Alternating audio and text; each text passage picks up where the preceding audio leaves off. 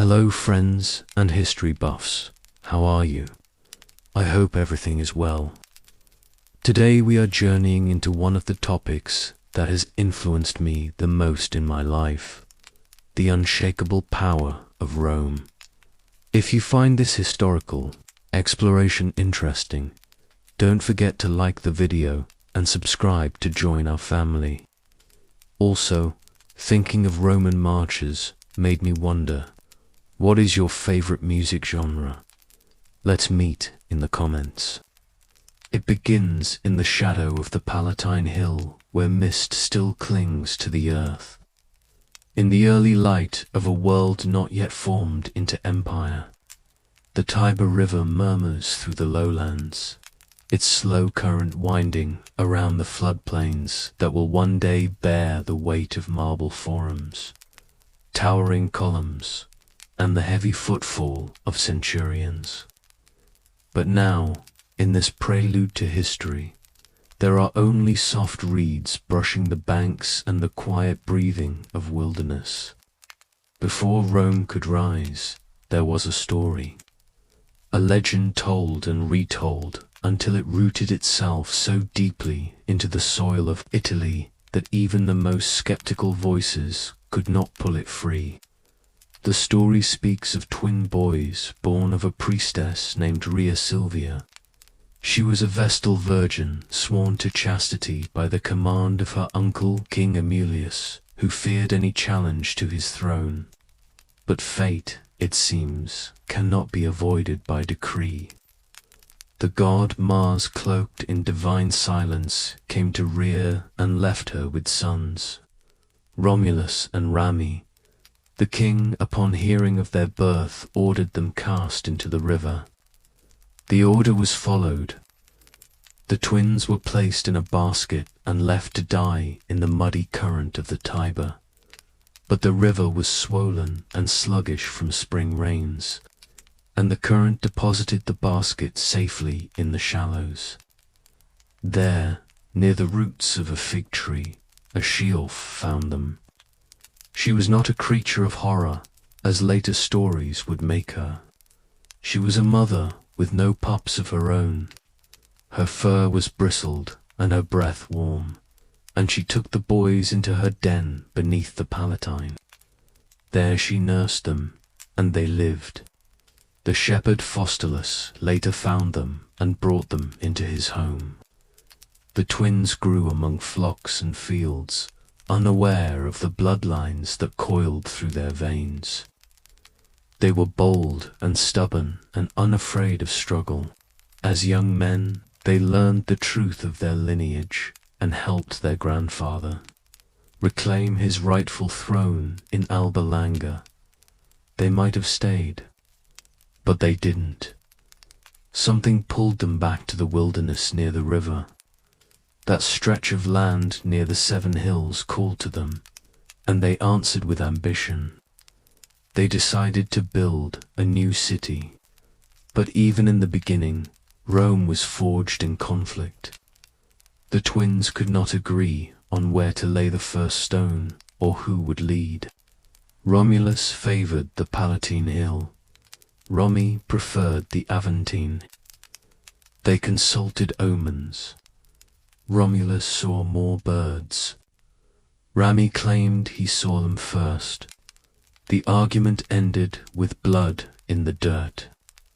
Rami was killed. Whether by Romulus himself or by one of his men, the stories differ, but the result was the same. One brother lived. One brother ruled. The survivor drew a line in the earth, marked the limits of his walls, and began to build. No one could cross the sacred boundary without death, he declared. The message was clear. The city would be defended, even if that meant slaying kin. The date given by tradition was April 21st, 753 years before the birth of Christ. That year was remembered not because of the stones or the borders, but because of the will behind them.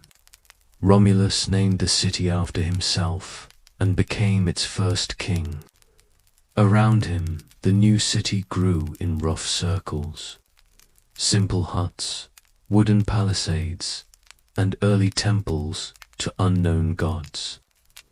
Men from nearby tribes were drawn to the place, and when few women followed, Romulus orchestrated the infamous Sabine abduction. During a feast, the Romans seized the daughters of the neighboring Sabines and forced them to marry. The act was brutal, but it stitched two peoples together. The Sabine men were eventually reconciled, and the city expanded again. In the decades that followed, Romulus continued to rule, but legends say his end was as mysterious as his beginning. One day he vanished in a storm, taken up into the sky. His followers believed he had become a god. Whether that was true or not, his city remained. Rome had been born in violence, shaped by ambition, and claimed by divine favor. It would not be the last time that myth and reality blurred, or that the boundaries of empire would be drawn with a sword.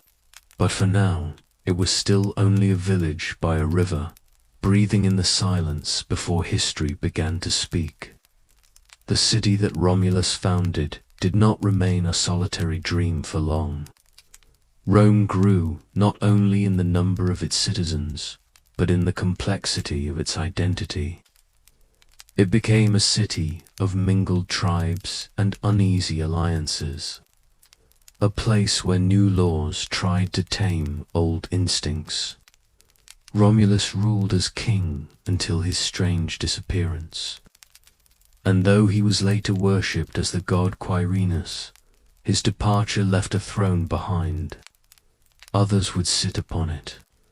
Rome would not yet be a republic or an empire. For more than 200 years, it would be ruled by kings. According to Roman tradition, 7 kings ruled in sequence. The names of some are etched into the foundation stones of legend. The second king, Numa Pompilius, was a Sabine said to be wise and deeply pious. While Romulus had built walls and forged weapons, Numa turned his attention to temples and time. He shaped the early calendar, created priestly offices, and taught the people to offer sacrifice and keep peace when war was not required. The rituals he established were said to be handed down from the gods themselves. Whether true or not, the people believed. The city became more than a military outpost.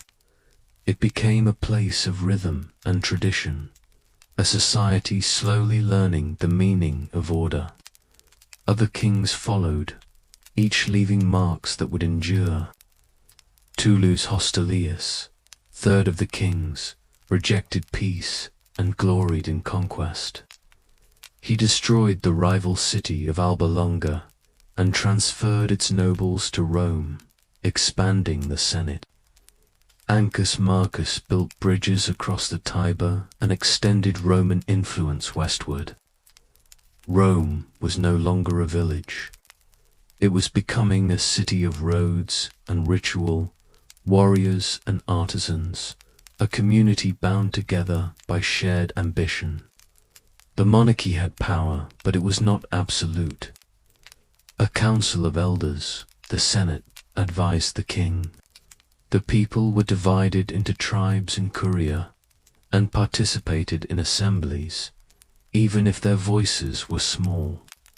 In time, Rome began to change more rapidly. The last 3 kings were said to be of Etruscan origin. The Etruscans lived to the north and brought with them new ideas in engineering, religion, and symbolism. Under King Tarquinius Priscus, the Circus Maximus was begun. With Servius Tullus, the city was divided into districts. Census records were kept, and the military was reorganized into centuries. Servius was said to be born of a slave woman and rose to power through merit. His rule was long and filled with reform, but it ended in blood, as many reigns did.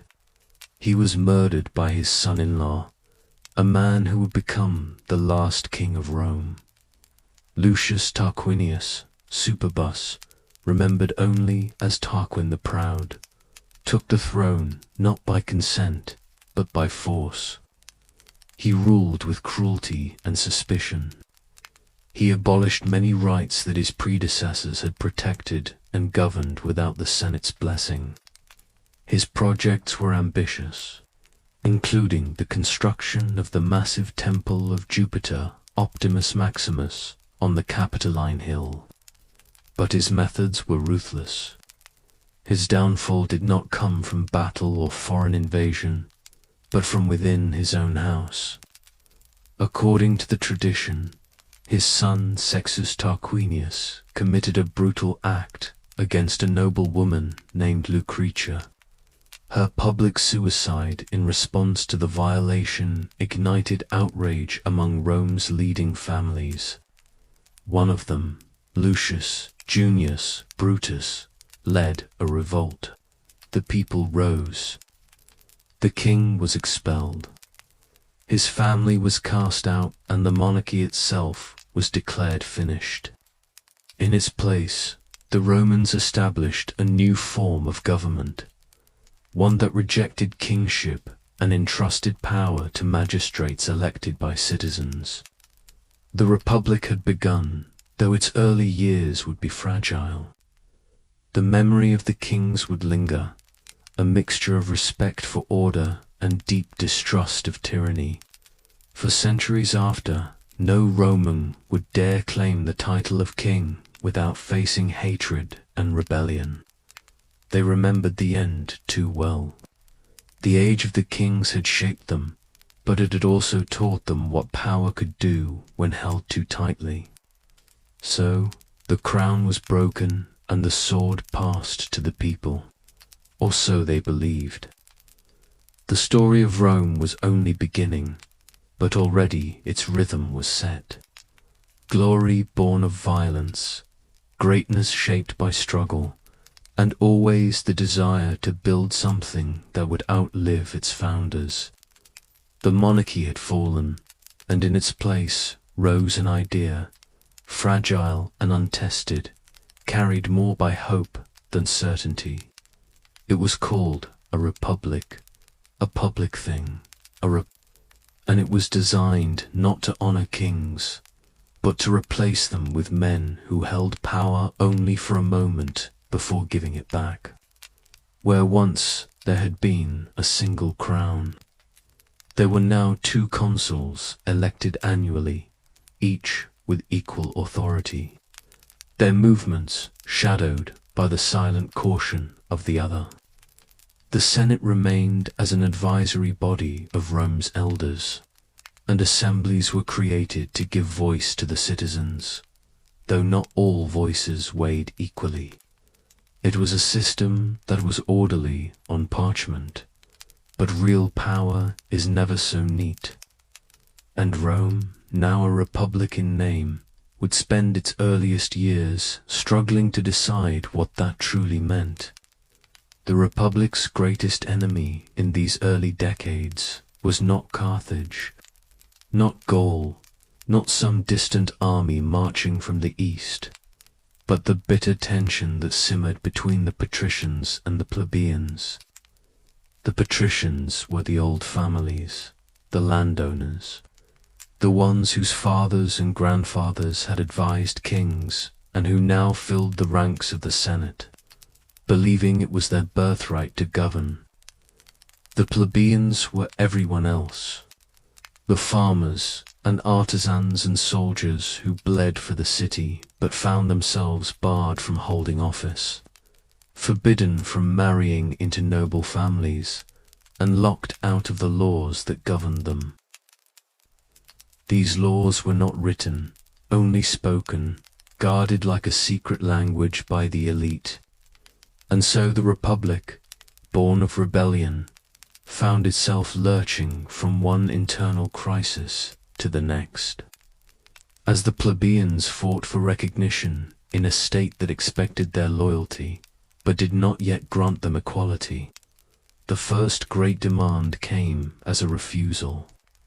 In 494 BCE, the plebeians walked out. They left the city, climbed a hill outside Rome's walls, and refused to return unless granted the right to representation. It was a bold act in a time when unity meant survival, and the patricians, faced with the threat of a city without its workers and soldiers, gave in. The office of the tribune of the plebs was created, and these tribunes, sacrosanct and untouchable, were empowered to protect the people and to veto unjust measures from the Senate or the consuls. It was a victory, but only the first of many needed. The struggle continued for generations.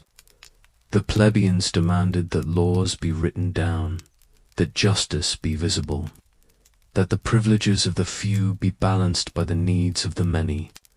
In time, they won the 12 Tables, Rome's first code of laws, etched into bronze and displayed in the Forum, so that no citizen, high or low, could claim ignorance or be bound by invisible rules. These victories were hard won and never complete. Power once held is rarely surrendered without resistance. Patrician families adapted, sometimes giving up small concessions while strengthening their grip elsewhere. The plebeians gained access to new offices, but the path to true parity was long and uneven. Still, the foundations were being laid. Through protest and patience, Rome was shaping itself into a republic not of perfection, but of persistence. It was learning slowly that stability must be earned, not inherited, and that greatness does not grow in silence, but in argument, in pressure, and in compromise. Beyond the walls of the city, other challenges pressed in. Rome was not the only city-state on the Italian peninsula. It was one among many, a neighbor to rival tribes and proud peoples who would not easily yield. Rome fought the Latins, battled the Sabines and the Vulli, and learned the brutal rhythms of constant war. In 390 BCE, disaster struck. A Greek army from the north descended upon the city, and the Roman defenses crumbled. The Senate was slaughtered. The sacred geese of Juno, according to the tale, squawked and shrieked as Gauls climbed the Capitoline hill under cover of darkness. Rome was sacked, its streets filled with fire and blood, and the survivors paid a ransom in gold to buy the city's freedom. It was a wound that would never fully heal, a humiliation that hardened Roman resolve. From the ashes, the Romans rebuilt. They fortified their walls, reformed their army, and vowed that such shame would never be repeated. The Republic endured. It staggered and adapted, fractured and reformed. In the space of a few generations, it became a city no longer ruled by kings, but not yet ruled by law alone. It was an organism of change, a body politic that grew stronger by breaking and repairing itself again and again. Its citizens argued, marched, rebelled, and served. The legions were taking shape. The offices were multiplying, and the dream of a republic, still unclear in its final form, continued to pulse beneath the surface of every law, every sword, and every stone laid in the growing city of Rome. The city of Rome did not grow because it was destined to. It grew because it fought. The hills and valleys of the Italian peninsula were not empty, nor were they waiting to be ruled.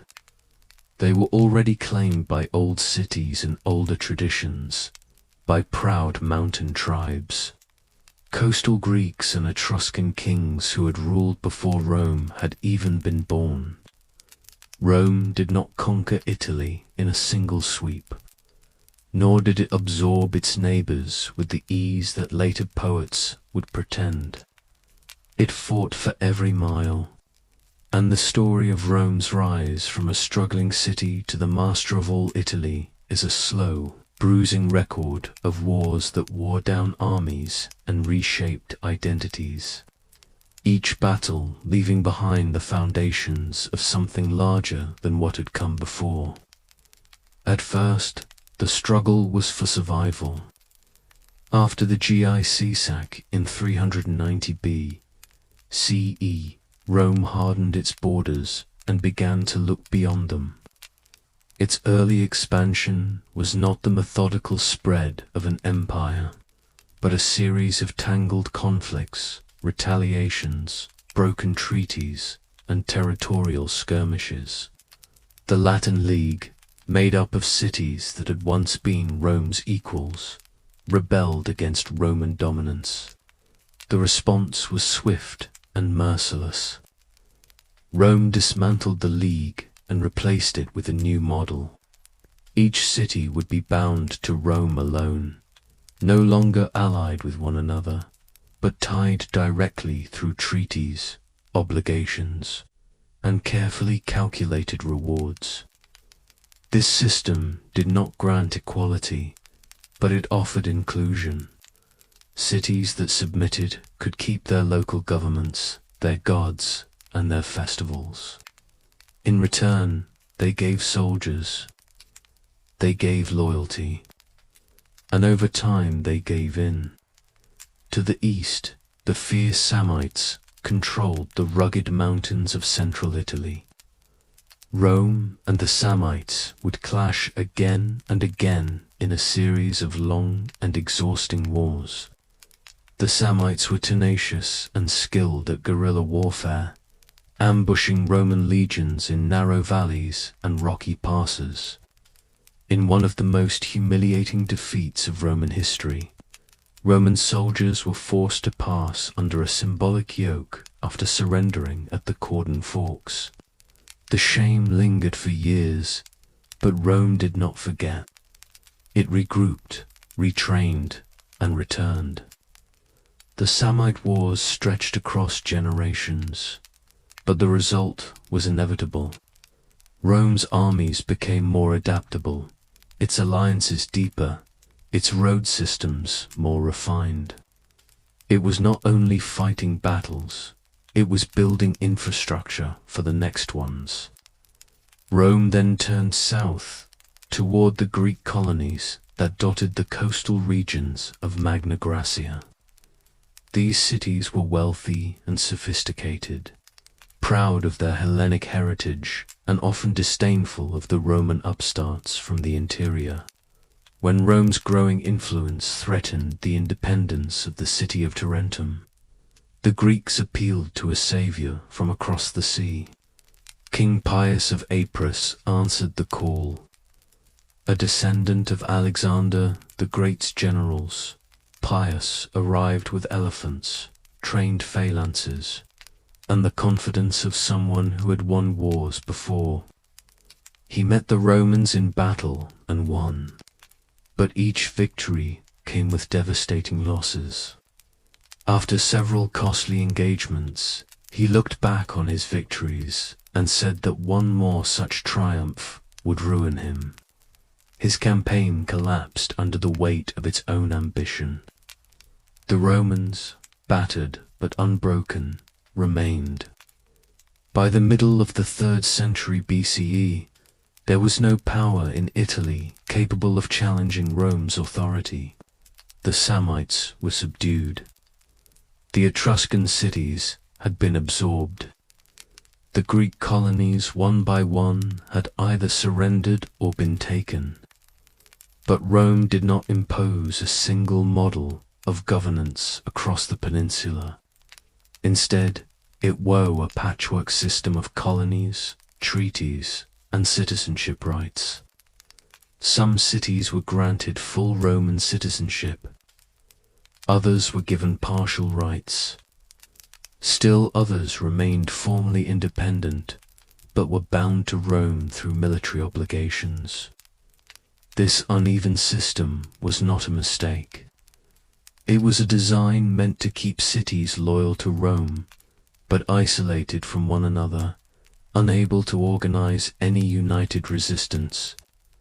With Italy secured, Rome had more soldiers than ever before.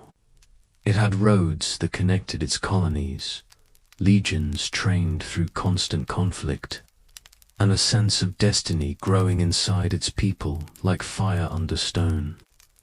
But there was more than just destiny ahead. There was wealth, opportunity, and danger across the sea. To the south, Carthage ruled the waters and the trade routes. Its ships patrolled the coasts of Sicily. Its merchants stretched from Spain to North Africa. Rome's expansion into Italy had brought it to the very edge of another world power. The wars of the peninsula were finished.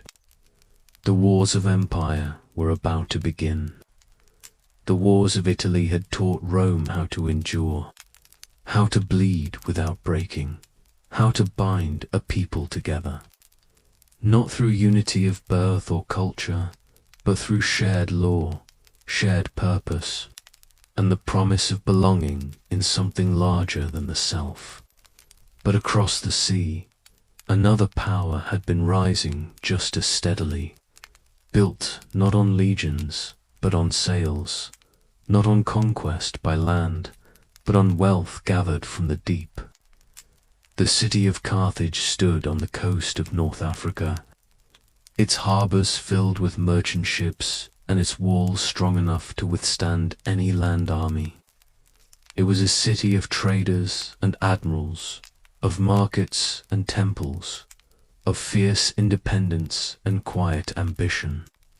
Its reach extended across the western Mediterranean, and for a time Rome and Carthage had existed in a state of weary tolerance, each aware of the other's strength, but content to grow in opposite directions. That peace would not last. The island of Sicily lay between them, a land of rich fields and strategic harbors, and it would become the spark that ignited a century of war.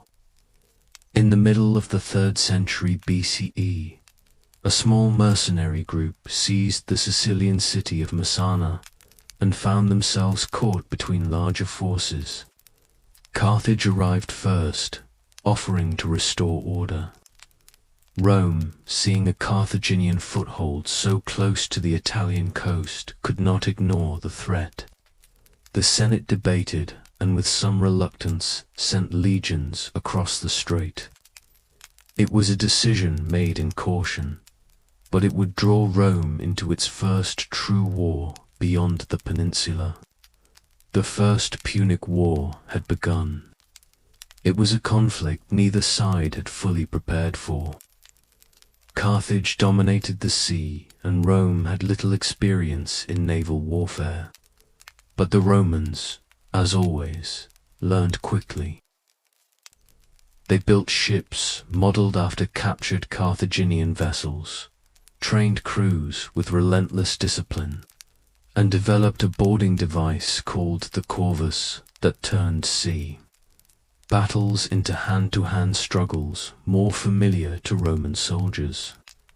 For more than 2 decades, the war dragged on. Rome won battles, then lost fleets to storms. Carthage countered with its superior navy, but struggled to hold territory inland. Cities changed hands, alliances shifted, and the island of Sicily became a graveyard for thousands. In the end, it was Rome's resilience that prevailed. In 241 CE, after a final naval victory at the Battle of the Aegates Islands, Carthage sued for peace. Rome imposed harsh terms. Sicily became Rome's first overseas province. The Republic had stepped beyond Italy and claimed foreign soil as its own. But peace with Carthage was shallow, and time did not heal the wounds. When Carthage turned its attention to Spain, hoping to rebuild its power through new conquests and silver mines, Rome watched with suspicion. Tensions grew with every campaign. The final blow came not from Rome, but from a Carthaginian general whose name would become etched into Roman memory with fire. Hannibal Barca, son of a commander from the First War, took an oath in childhood to never make peace with Rome. In 218 BCE, he acted on that vow. Leading a multinational army from Spain, Hannibal crossed the Pyrenees, forded rivers, and did what no Roman thought possible. He led his forces across the Alps and descended into Italy, bringing war directly to the heart of the Republic. It was not only an invasion, it was a masterstroke of strategy. Hannibal's army, battered and diminished from the mountains, still managed to win battle after battle. At the Trebia River, at Lake Trime, at the horrific plain of Cana, he outmaneuvered and annihilated Roman legions. Tens of thousands died in a single day at Cana, a circle of death so complete that even hardened commanders lost hope. Cities in the south of Italy defected. Panic gripped Rome, but the Republic did not surrender. It adapted. Under the cautious leadership of Fabius Maximus, Rome avoided open battle and harassed Hannibal's supply lines. Hannibal remained in Italy for more than a decade, undefeated but isolated, a threat that Rome could not crush, but refused to bow before. Meanwhile, Rome fought elsewhere. In Spain, young generals rose to prominence.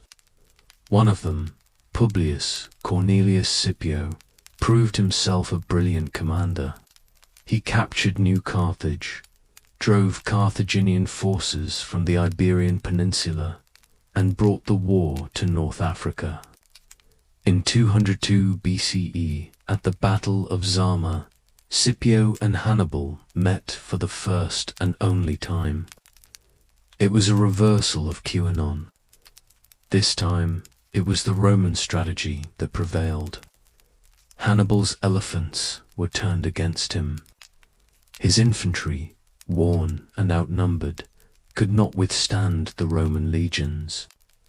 Carthage was defeated. Hannibal survived, but the war was lost. Rome imposed even harsher terms than before, stripping Carthage of its fleet and its independence in foreign policy. Scipio was given the title Africanes, and Rome stood supreme in the Western Mediterranean. The Second Punic War had shaken the Republic to its core, but it had also proven something essential about Roman identity. Victory was not born from brilliance alone.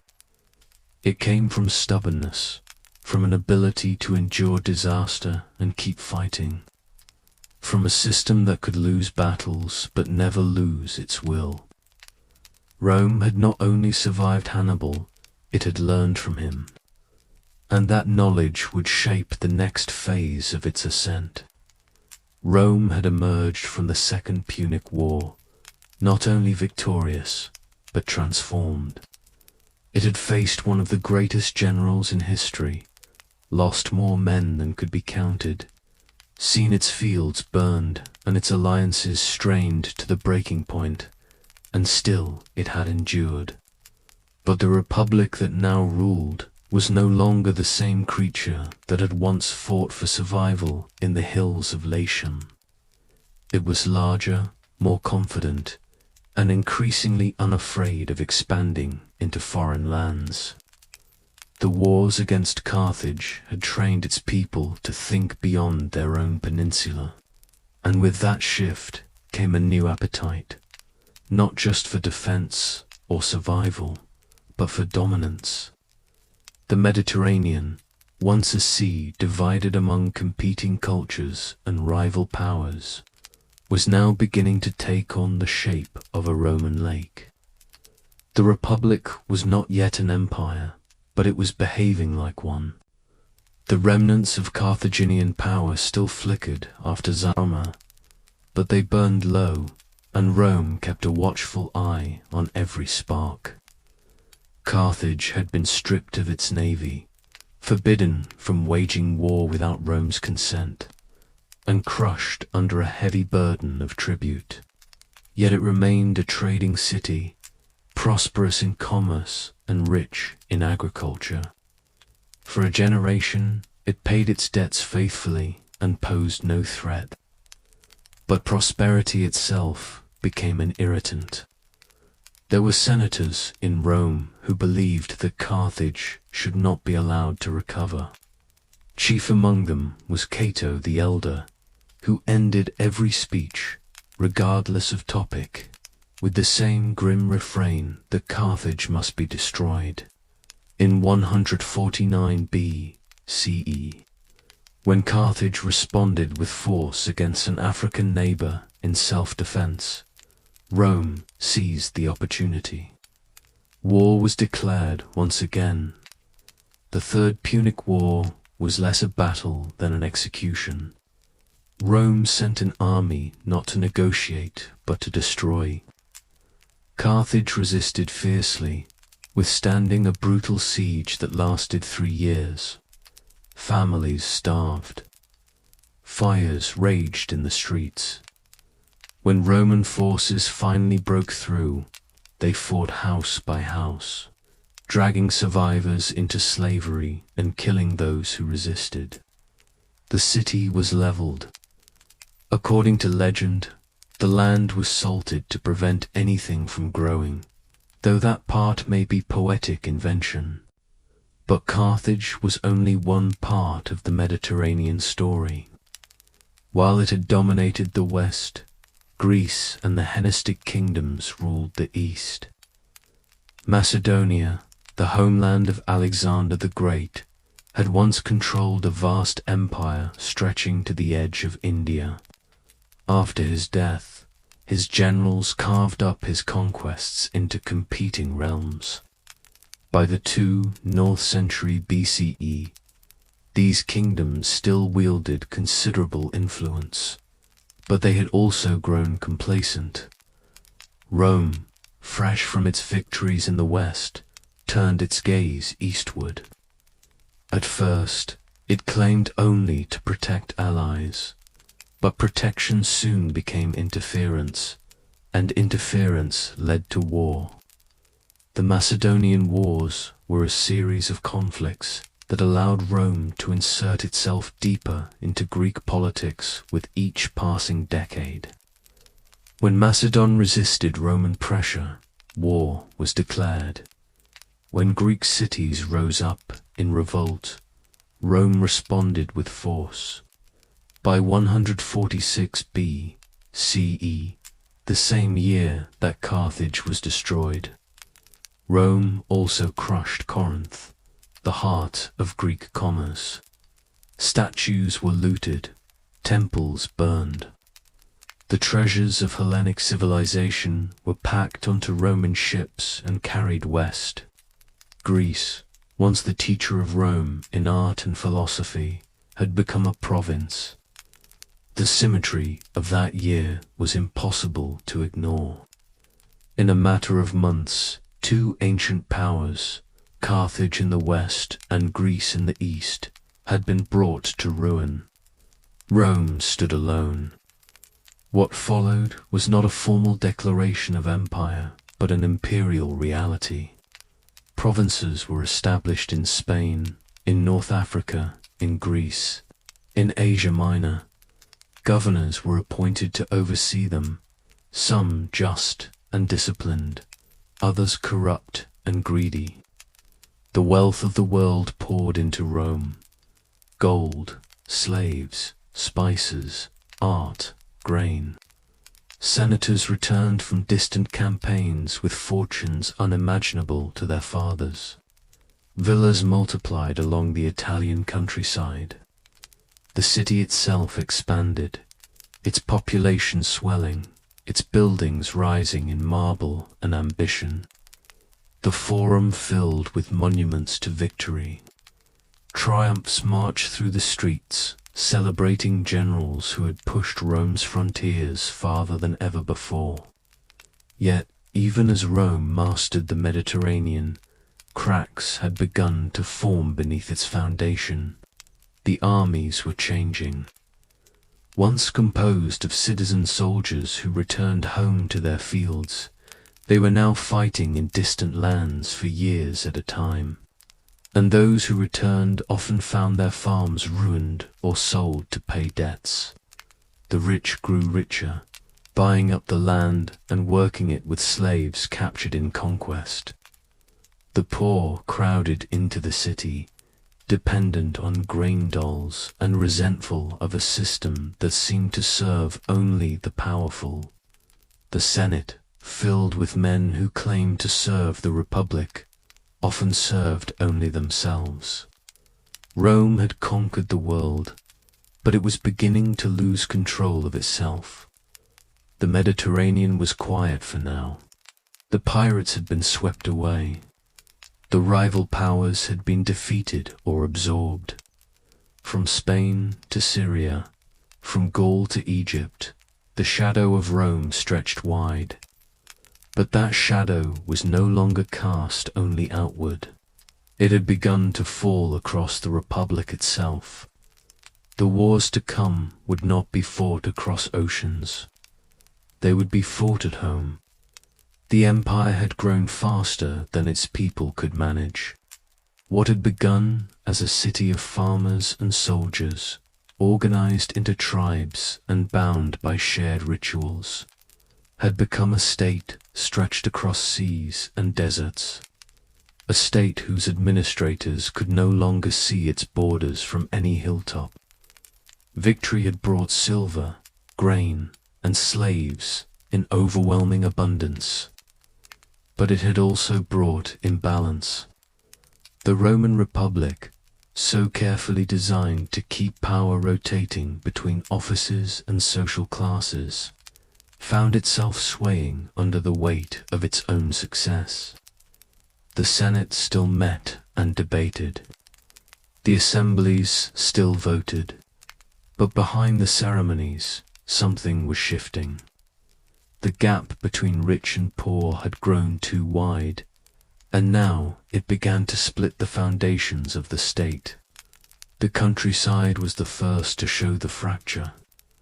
When Roman citizens had gone to fight abroad, they had left behind farms, families, and livelihoods. But while they fought, their land was often seized by creditors or left to decay in their absence. The great estates, owned by aristocrats who had grown wealthy on war plunder, expanded across the Italian hillsides.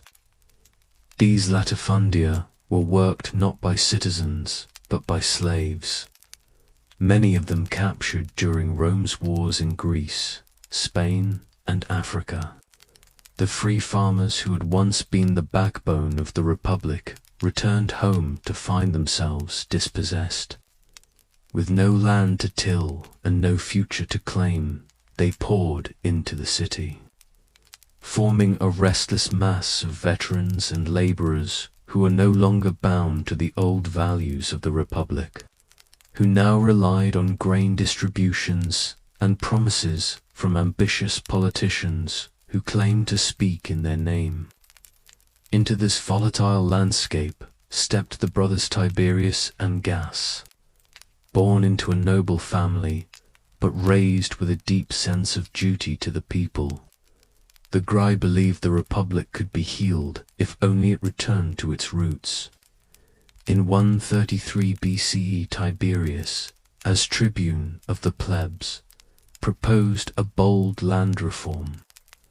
Public land that had been illegally seized by the wealthy would be redistributed to the poor, giving citizens a chance to rebuild their lives.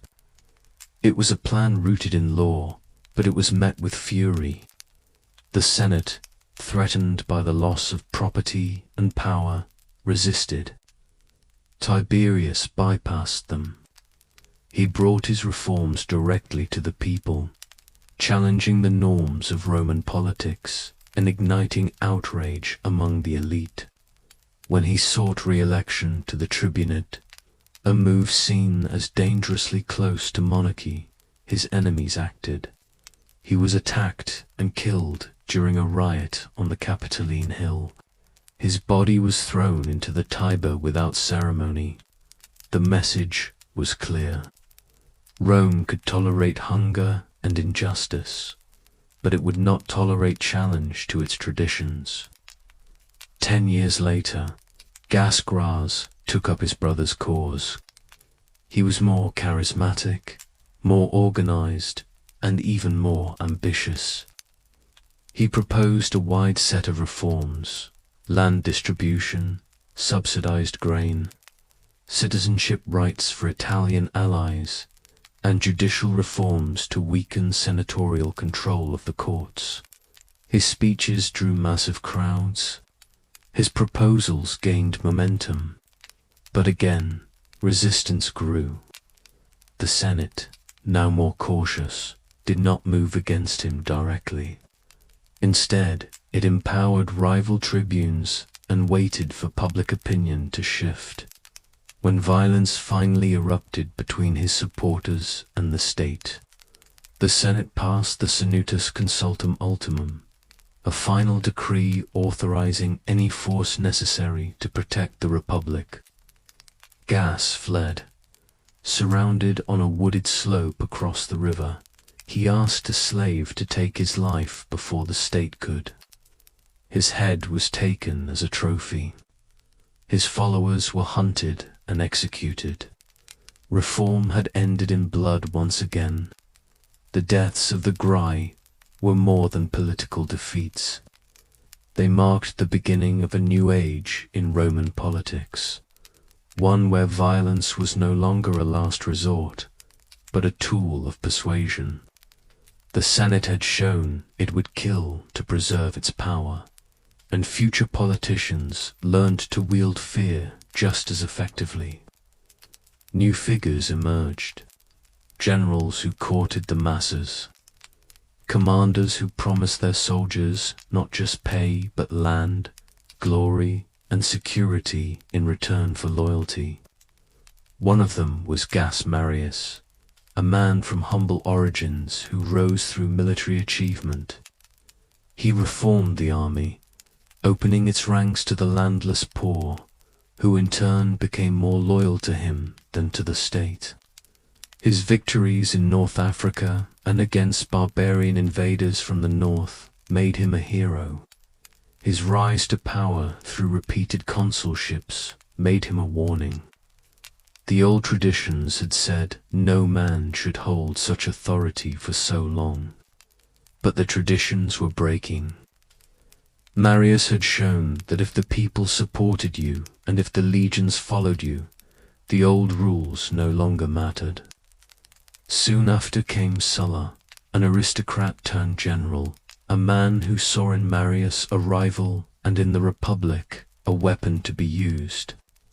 When conflict broke out over command of a military campaign in the east, Sulla marched his army on Rome itself, an act that had never been done before.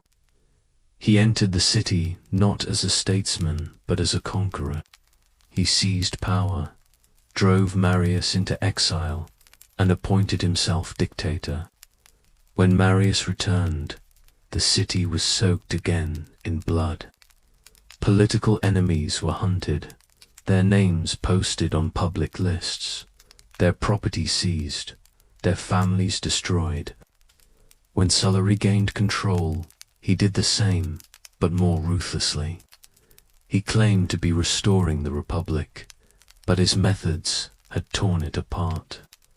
After years of violence, he retired from public life, leaving behind a government that was technically intact, but spiritually broken. The Republic had survived the Punic Wars, survived Hannibal, survived centuries of external threats. But now it was at war with itself. The streets were no longer safe. The elections were no longer honest. The Senate no longer ruled. It merely reacted. And somewhere quietly and inevitably, the idea of Rome as a republic, of shared power and citizen governance, was beginning to fade. The people had started to look not to the law, but to the strong. They were looking for someone who could bring order, even if it came with a crown. Amid the broken promises of the Republic and the blood that had soaked the forum stones, a new figure began to rise. His name had already echoed in Roman ears for generations. Caesar, a name descended from a noble patrician house, a name with claims to ancient gods and royal ancestors. But for most of his early life, Gaius Julius Caesar had little more than a name and ambition.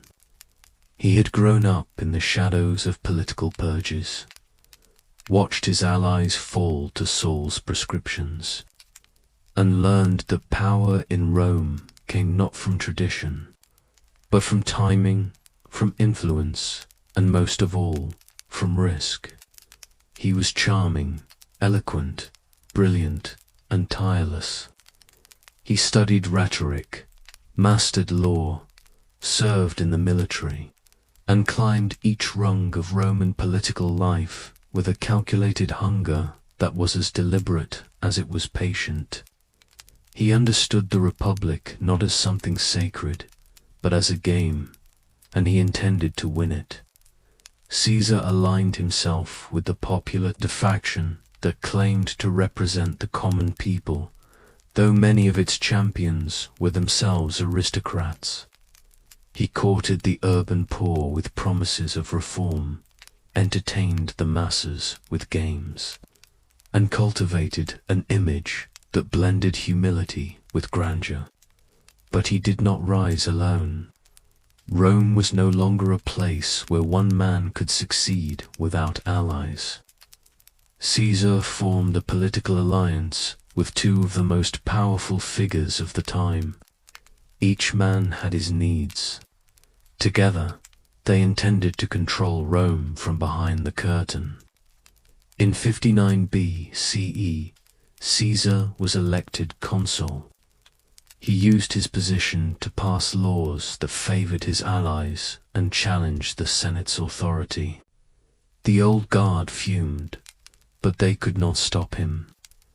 When his term ended, he secured a military command in Gaul, the Broad, wild land that stretched beyond the Alps and was home to dozens of tribes that had long resisted Roman control.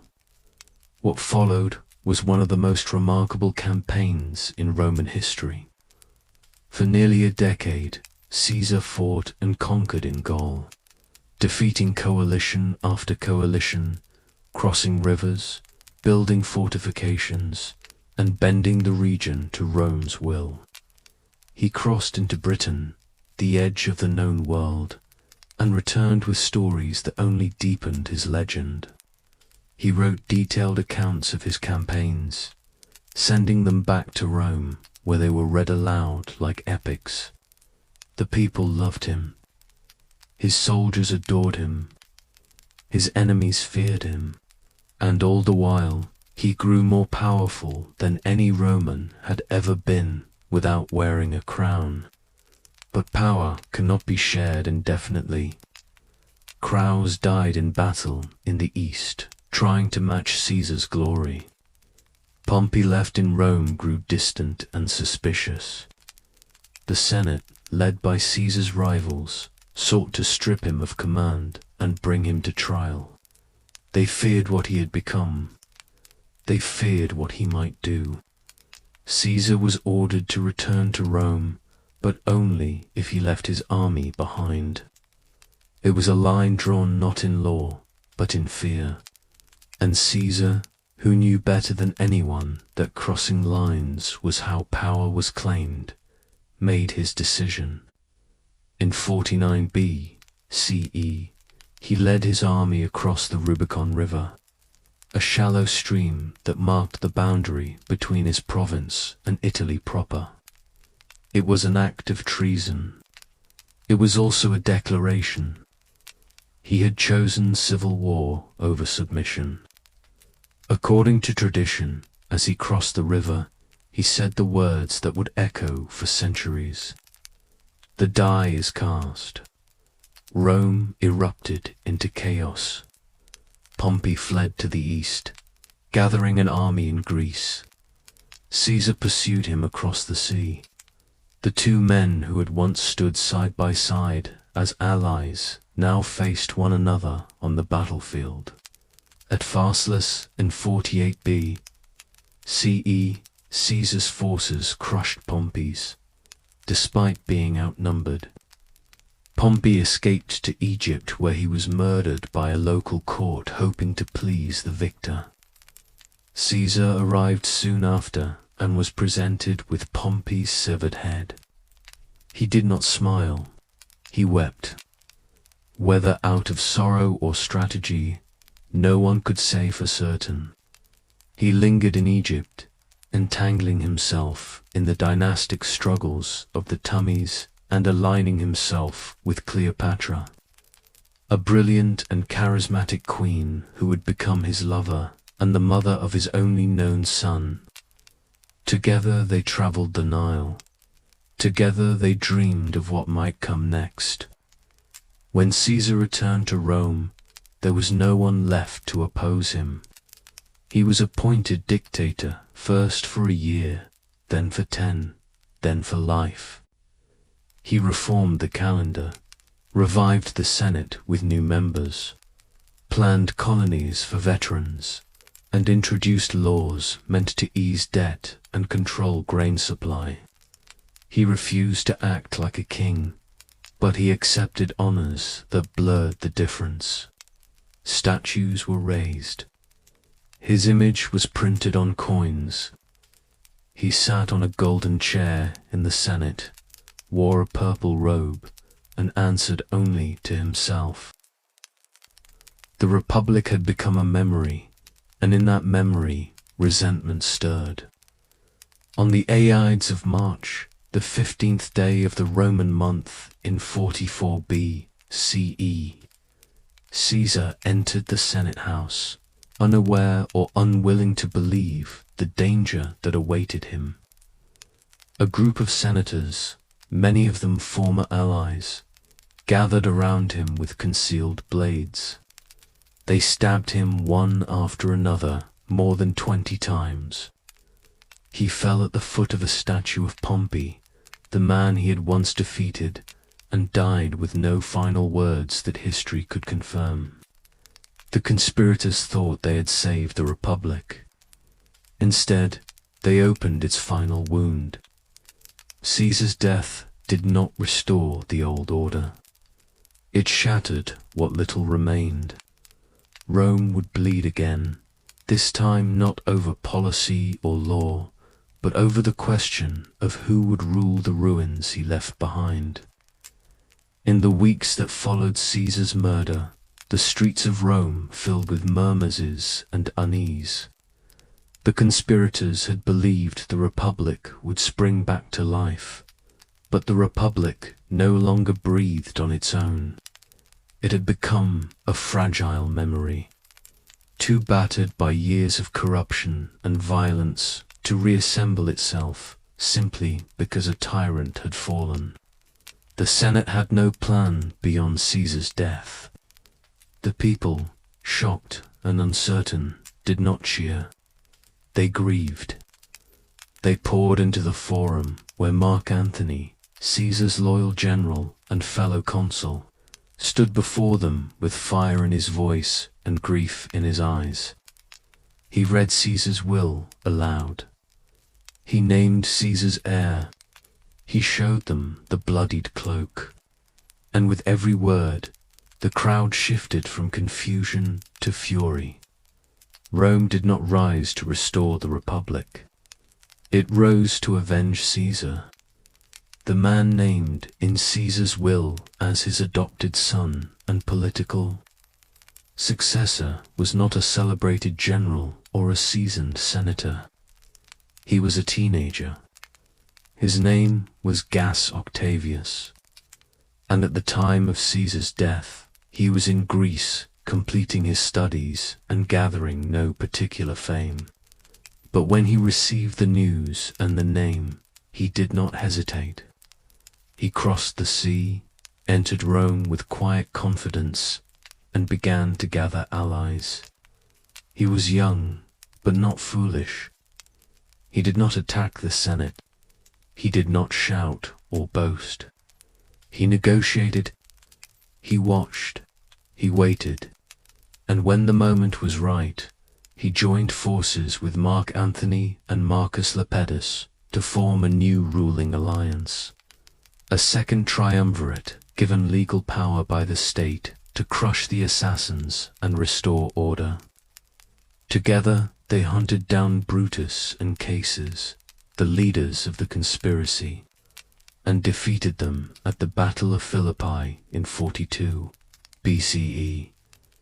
The men who had tried to save the Republic ended their lives by their own hands on a distant battlefield, far from the city they had hoped to preserve. But no alliance in Rome was built to last.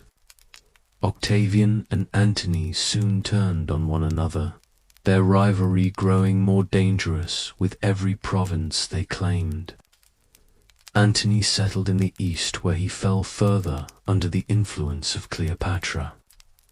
Their union was both romantic and political, and it stirred deep suspicion in Rome. Octavian stayed in the west, consolidating his power, portraying himself as the guardian of Roman tradition and quietly preparing for the inevitable confrontation. The Senate, weary of civil war and hungry for stability, backed the man who promised to defend Roman values. In 31 B.C., the two sides clashed at sea near the promontory of Actium. Octavian's forces prevailed. Antony and Cleopatra retreated to Egypt, where they later died by their own hands, rather than face the humiliation of capture. With their deaths, the last obstacle was removed. Octavian stood alone, but he did not declare himself king. He knew Rome too well. Instead, he accepted honors granted by the Senate, allowed them to crown him with new titles, and claimed only to restore the Republic. In 27 B.C.E., he took the name Augustus, meaning the revered one. He styled himself as Prince, the first citizen, a man of the people, a servant of the Senate. Yet in truth, his power was absolute. The Senate acted at his direction. The army swore loyalty to him. The provinces answered to his governors, and the people, weary of chaos, welcomed him with open arms. He was not the destroyer of the Republic. He was its transformation. Under Augustus, Rome entered a period of remarkable peace and prosperity. It would later be called the Pax Romana, the Roman peace, a time when the frontiers were secured, trade flourished, and cities across the empire blossomed under the protection of Roman law and order. Augustus reformed the tax system, strengthened the borders, built roads and aqueducts, and patronized the arts. He filled the city with marble as he had promised, and made Rome not just a political capital, but the glittering heart of an empire. He reshaped the military into a professional force loyal to the state, not to individual generals. He established the Taurian Guard to protect his person and maintain security in the capital. He reigned for more than 4 decades, long enough for an entire generation to grow up knowing no ruler but him. But beneath the calm surface, the structure he built remained fragile. His succession was never clearly settled. He had no surviving sons. He adopted relatives, planned for heirs, but watched many of them die before him. In the end, he chose his stepson Tiberius, a capable but brooding man who lacked his charisma. Still, Augustus lived long enough to prepare the transition. When he died in 14 CE, the Senate declared him a god.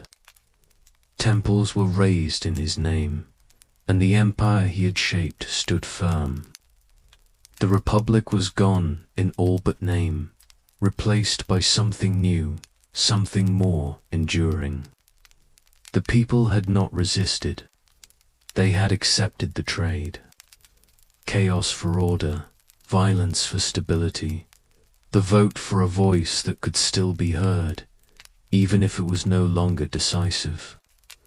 Rome had passed from the age of citizens to the age of emperors, and the world, from the dusty hills of Judea to the windswept shores of Britannia, now answered to the will of one man.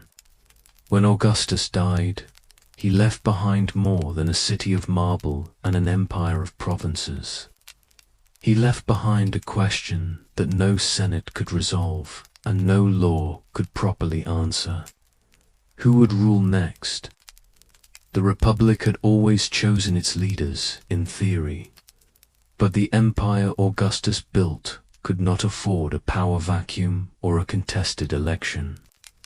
The soldiers needed orders, the governors needed directives, the borders needed defense, and the people, now accustomed to decades of calm, needed a name to place at the top of their prayers and petitions.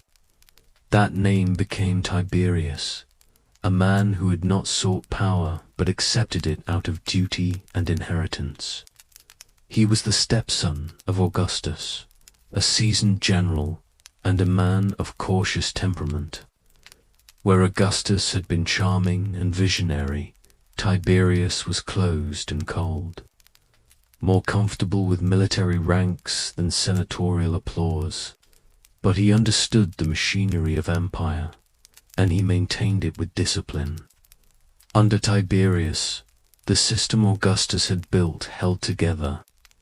The provinces remained orderly. The legions stayed loyal. Taxes were collected, roads maintained, laws enforced. Yet, in the capital, suspicion began to fester. Tiberius trusted few people and surrounded himself with informants and spies. He relied heavily on the Taurian Guard, especially its commander Sejanus, who grew bold enough to believe he might one day rule himself. When Tiberius withdrew from public life and retreated to the island of Capri, Silvanus governed in his absence, executing rivals and consolidating power until he too was finally exposed and killed. The final years of Tiberius's reign were marked by fear and uncertainty, not for the provinces, but for the political class of Rome itself. The Senate bowed, the people kept quiet, and the empire waited. When Tiberius died in 37 CE, the throne passed to his grandnephew, a young man named Gaz, though the world would come to know him as Caligula. His childhood had been one of shadows and blood. His father, the beloved general Germanicus, had died young under suspicious circumstances. His mother and brothers had been executed or exiled by Tiberius. Caligula survived by hiding his thoughts and learning how to please the powerful. When he became emperor, the people rejoiced. He was young, handsome, and the son of a hero. For the first few months, his rule seemed filled with promise. He pardoned prisoners, gave bonuses to soldiers, and staged lavish games. But then something changed. Whether from illness or pressure or years of concealed trauma, Caligula's mind began to fray. He declared himself a living god, dressed as Jupiter, demanded worship, and treated the Senate with open contempt. His cruelty was theatrical and unrelenting. He executed for sport, spent fortunes in days, and ruled not with reason, but with spectacle. After 4 years, he was murdered by members of his own guard. His death brought chaos until the Taurian guard found his uncle hiding behind a curtain and proclaimed him emperor. The Senate was stunned, but it did not resist. Claudius was an unlikely ruler. He was bookish, awkward, and afflicted with a stammer that had long led others to dismiss him. But beneath the surface was a sharp mind, a love of history, and a methodical patience. He accepted the role of emperor not out of hunger, but out of survival. And once in power, he governed with care. Claudius expanded the empire by conquering Britannia, adding another jewel to Rome's crown. He reformed the bureaucracy, improved the judicial system, and granted citizenship to more provincials than any emperor before him. He married unwisely, however, and his final years were overshadowed by palace intrigue. His last wife, Agrena the Younger, ensured her son by a previous marriage would succeed him. According to many accounts, she poisoned Claudius to hasten that succession. Whether true or not, the result was the same. In 54 CE, her son Nero became emperor. Nero was young, theatrical, and raised on a diet of politics and paranoia. For a time, he ruled under the guidance of wise advisors like Seneca. But that balance soon broke. Nero yearned not to govern, but to perform. He sang on stage, raced chariots, and fancied himself a poet and artist rather than a statesman. Rome, in his view, was a theatre and he its star. When a massive fire consumed much of the city in 64 CE, Nero's response was more focused on rebuilding in his own image than on aiding the victims. He constructed a grand palace on the ruins, complete with an artificial lake and a colossal statue of himself. He blamed the fire on the Christians, a small and unpopular sect at the time, and launched a brutal persecution. Executions, torture, and crucifixions followed, many carried out as public entertainment. His rule grew more erratic with time. He killed his mother, his wives, and any senator he deemed disloyal. Eventually, the provinces rebelled. The legions declared for other leaders. Nero, abandoned and alone, fled the capital and took his own life. He was 30 years old.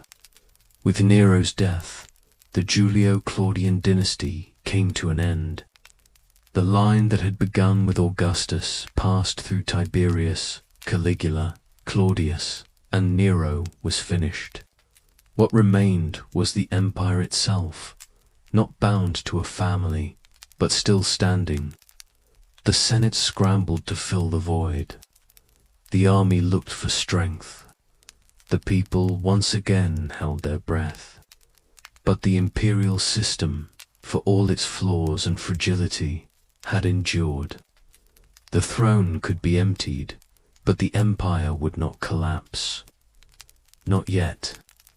The idea of Rome had grown too large, too deep, too necessary.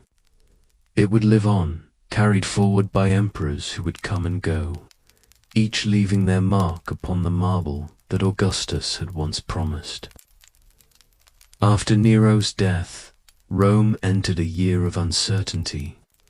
It was called the Year of the Four Emperors, a chaotic stretch of civil war and shifting loyalties when generals from across the empire claimed the throne through the will of their soldiers rather than the vote of the Senate. The empire had grown too large to be governed from a single city without the backing of the legions. Galba was the first to seize power, but he lacked the favor of the army and was quickly overthrown. Followed, then Vitellius, each ruling for months before being killed or deposed. Blood flowed in the streets and across distant provinces as the empire trembled beneath the weight of its own uncertainty. But out of this turmoil emerged a man who would restore stability, not through terror or charm, but through discipline and clarity. His name was Vespasian, and he had spent his life in the service of the state, rising through military command with no illusions about power or legacy. He was not born into nobility, nor shaped by courtly ambition. He was practical, experienced, and weary of chaos, and under his rule, Rome began to recover. Vespasian founded the Flavian dynasty and rebuilt what had been damaged by the excesses of Nero and the fires of civil war. He restored financial order, launched public building projects, and placed competence above lineage in appointments of authority. It was under him that the Colosseum began to rise in the heart of Rome, a monument to both spectacle and imperial strength. His sons Titus and Domitian succeeded him in turn. Titus, remembered for his kindness and decisiveness, reigned during the eruption of Mount Vesuvius and the destruction of Pompeii and Herculaneum. Domitian, more autocratic and suspicious, ruled for a longer stretch, but was assassinated by his own court. The dynasty ended with his death, but the structure of the empire, now reinforced and more securely administered, endured. The Senate, in rare agreement with the military, chose a successor, not from blood, but from merit. That choice would begin what later historians called the era of the 5 good emperors. The first of them was Nerva, an elderly senator with no children and no delusions of eternal rule. He governed with moderation, restored some senatorial authority, and most importantly, adopted a capable successor. That man was Trajan, a Spanish-born general whose leadership would carry Rome to its greatest territorial extent. Trajan was bold and ambitious, beloved by the legions and tireless in pursuit of conquest. He marched east, defeating the Dion and seizing their gold mines. He extended Roman influence deep into the Near East, capturing Armenia, Mesopotamia, and reaching as far as the Persian Gulf. The empire under his command stretched from the shores of the Atlantic to the deserts of Arabia, from the forests of Britannia to the edge of the Indian world. It was a scale no Roman had ever imagined, and Trajan stood at its center, admired not only for his victories, but for his fairness and dignity. When Trajan died, he was succeeded by his adopted son, Hadrian, a man of intellect and restlessness, more interested in securing the empire's borders than in expanding them. He abandoned some of Trajan's eastern conquests, understanding that an empire too large would crumble from within. He traveled constantly, inspecting cities and fortresses, issuing reforms, commissioning architecture, and promoting Greek culture alongside Roman tradition. In the wild northern reaches of Britannia, he ordered the construction of a vast wall to keep out the Pictish tribes.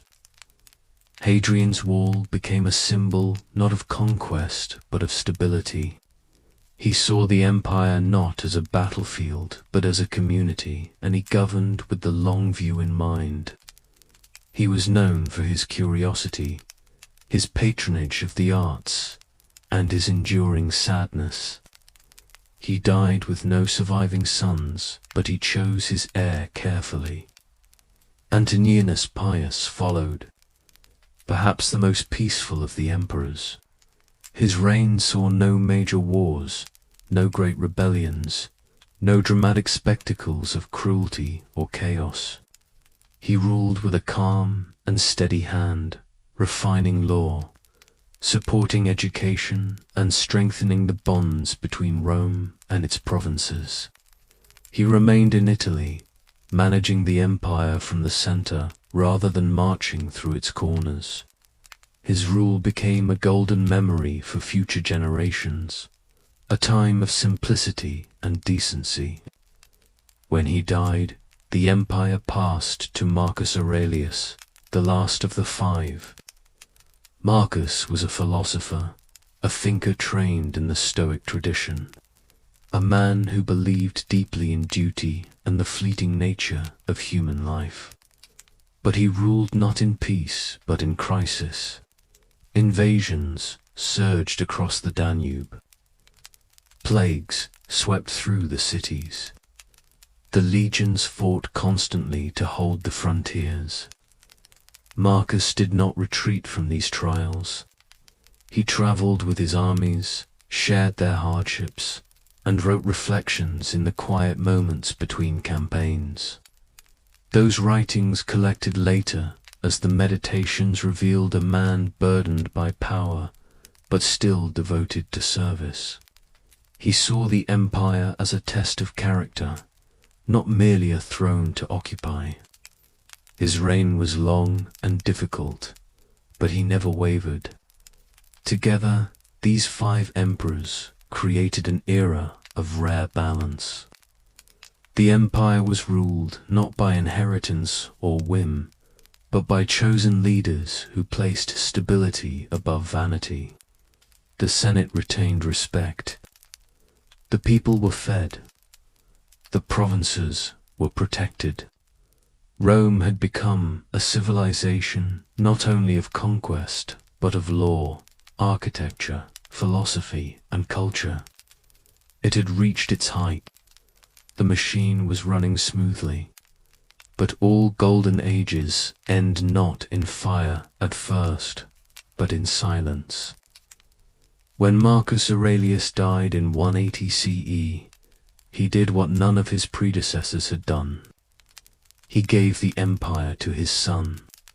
That son was Commodus, and with that decision, the long ascent of Rome would begin to turn. To live in the Roman Empire during the Pax Romana was to live in the stillness between storms.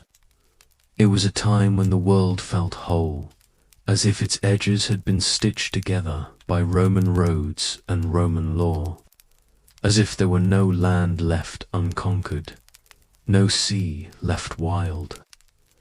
This peace, lasting nearly 2 centuries from the rise of Augustus to the death of Marcus Aurelius, was not without its shadows. There were skirmishes along the borders, revolts in forgotten corners, outbreaks of plague and poverty. But for most of the people within the empire's vast reach, this period was as close to order as any civilization had ever known. The Pax Romana was not peace in the modern sense. It was a quiet enforced by legions, a balance kept through discipline, a stillness that came not from kindness but from power. And yet for those who lived under its shadow, it was real. The empire stretched across continents. It moved from the rocky coasts of Hispania to the dark forests of Germania, From the windswept cliffs of Britannia to the heat of Egyptian deserts. It touched the mountains of Armenia, the olive groves of Greece, the markets of Syria, and the shores of North Africa. More than 50 million people lived beneath its banner. They spoke dozens of languages, worshipped hundreds of gods, and followed customs that had been ancient before Rome was born. And yet through an intricate network of governors, magistrates, military outposts, and trade routes, Rome managed to bring a strange kind of unity to it all, not through erasure, but through absorption. The empire did not wipe out local traditions. It often let them live so long as taxes were paid, loyalty was given, and rebellion stayed far from the streets. Life within the cities was a rhythm of noise and structure. Rome itself had become a crowded capital of marble and smoke, filled with Bathos temples, amphitheaters, and tenement buildings that leaned against one another like exhausted soldiers. The poor lived in multi-story apartment blocks called insuli, packed tightly with families who cooked over open flames and fetched water from public fountains. The wealthy lived in sprawling villas surrounded by mosaics, fountains, and courtyards, their walls covered in fresco that told stories of gods and heroes. The air was filled with the smells of oil and ash, wine and sweat, spices from distant ports, and incense from a dozen temples. Merchants shouted prices in the markets. Schoolboys recited Virgil in dusty courtyards. Senators passed through shaded porticos in long robes, their faces etched with the burden of ritual. It was a world of order and ambition where social rank shaped every glance and gesture. In the provinces, life varied. Some towns looked like miniature Romes, complete with forums and aqueducts, arches and roads paved in stone. In Gaul, Roman culture blended with Celtic traditions. In Egypt, ancient temples stood beside Roman garrisons. In Judea, tensions simmered beneath the surface as local customs clashed with imperial demands. But everywhere, the infrastructure of Rome followed. Roads were built to last, linking far-flung regions in a web of stone that allowed legions to march swiftly and messages to travel farther than ever before. Ships carried grain from Alexandria to feed the capital. Olive oil moved from Hispania. Silk came from the east, crossing deserts and empires. There were taxes and tithes, weights and measures, contracts and courts. Even time itself bent to Roman precision, measured in a calendar that carried the names of emperors. Religion was everywhere.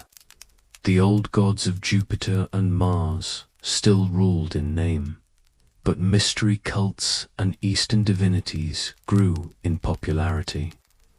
People worshipped Isis from Egypt, Mithras from Persia, and newer faiths that promised salvation and eternity. One of these, Christianity, still small and scattered, had begun to spread quietly from village to village, carried by letters, rumors, and converts who believed that the empire's greatness could not match the power of a suffering God. For now, it remained underground, tolerated or ignored by most, occasionally persecuted when it threatened the harmony of tradition. But it would not remain in shadows forever. Education flourished in cities. Boys of status were trained in rhetoric, logic, and law. Their futures shaped toward public life or legal argument.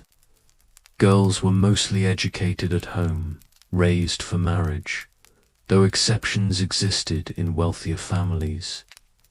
Literature was read aloud in public squares.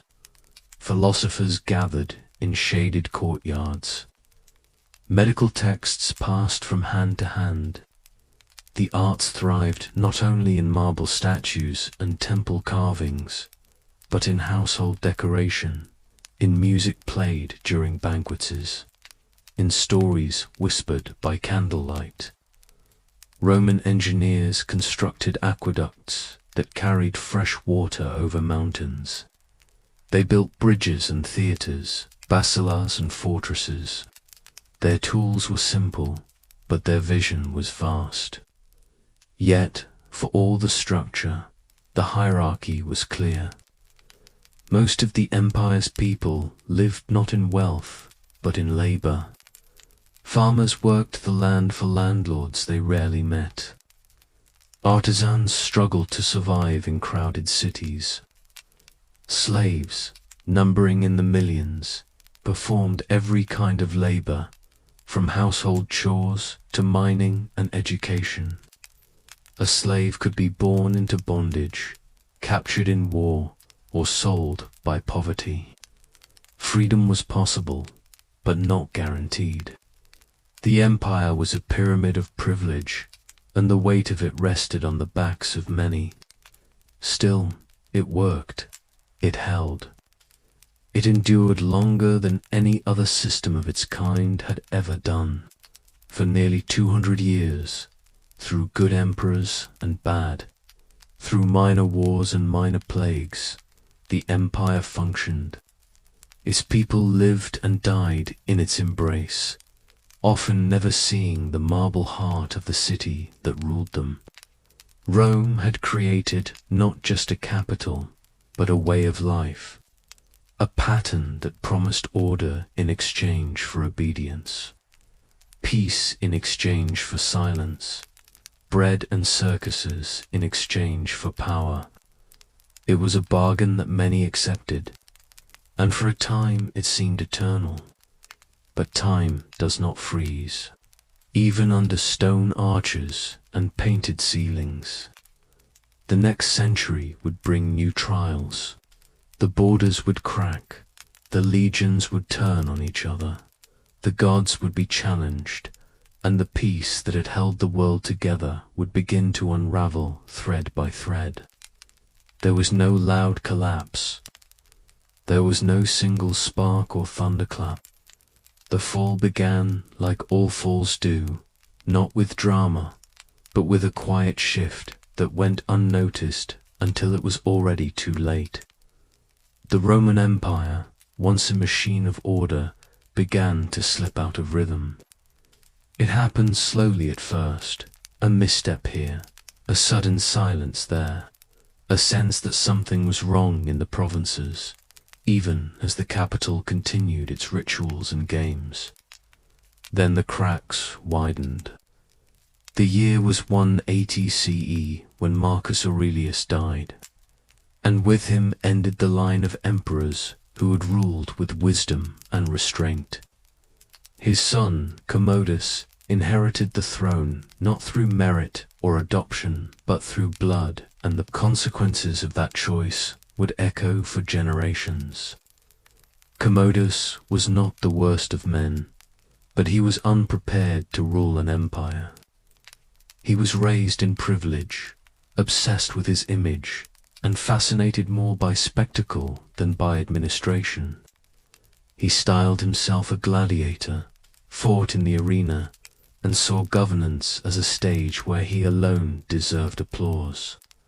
The Senate grew resentful, the military grew wary, and the empire, for the first time in a long while, felt rudderless. Commodus was eventually assassinated in a palace conspiracy, strangled in his bath by a wrestler while Rome prepared for the new year. His death did not bring order. It opened the gates to chaos. In the decades that followed, the empire unraveled. Between 235 and 284 CE, more than 20 emperors rose and fell. Most of the military generals proclaimed by their troops in distant provinces. Few died of old age. Most were killed in battle, murdered by their own men, or executed by rivals.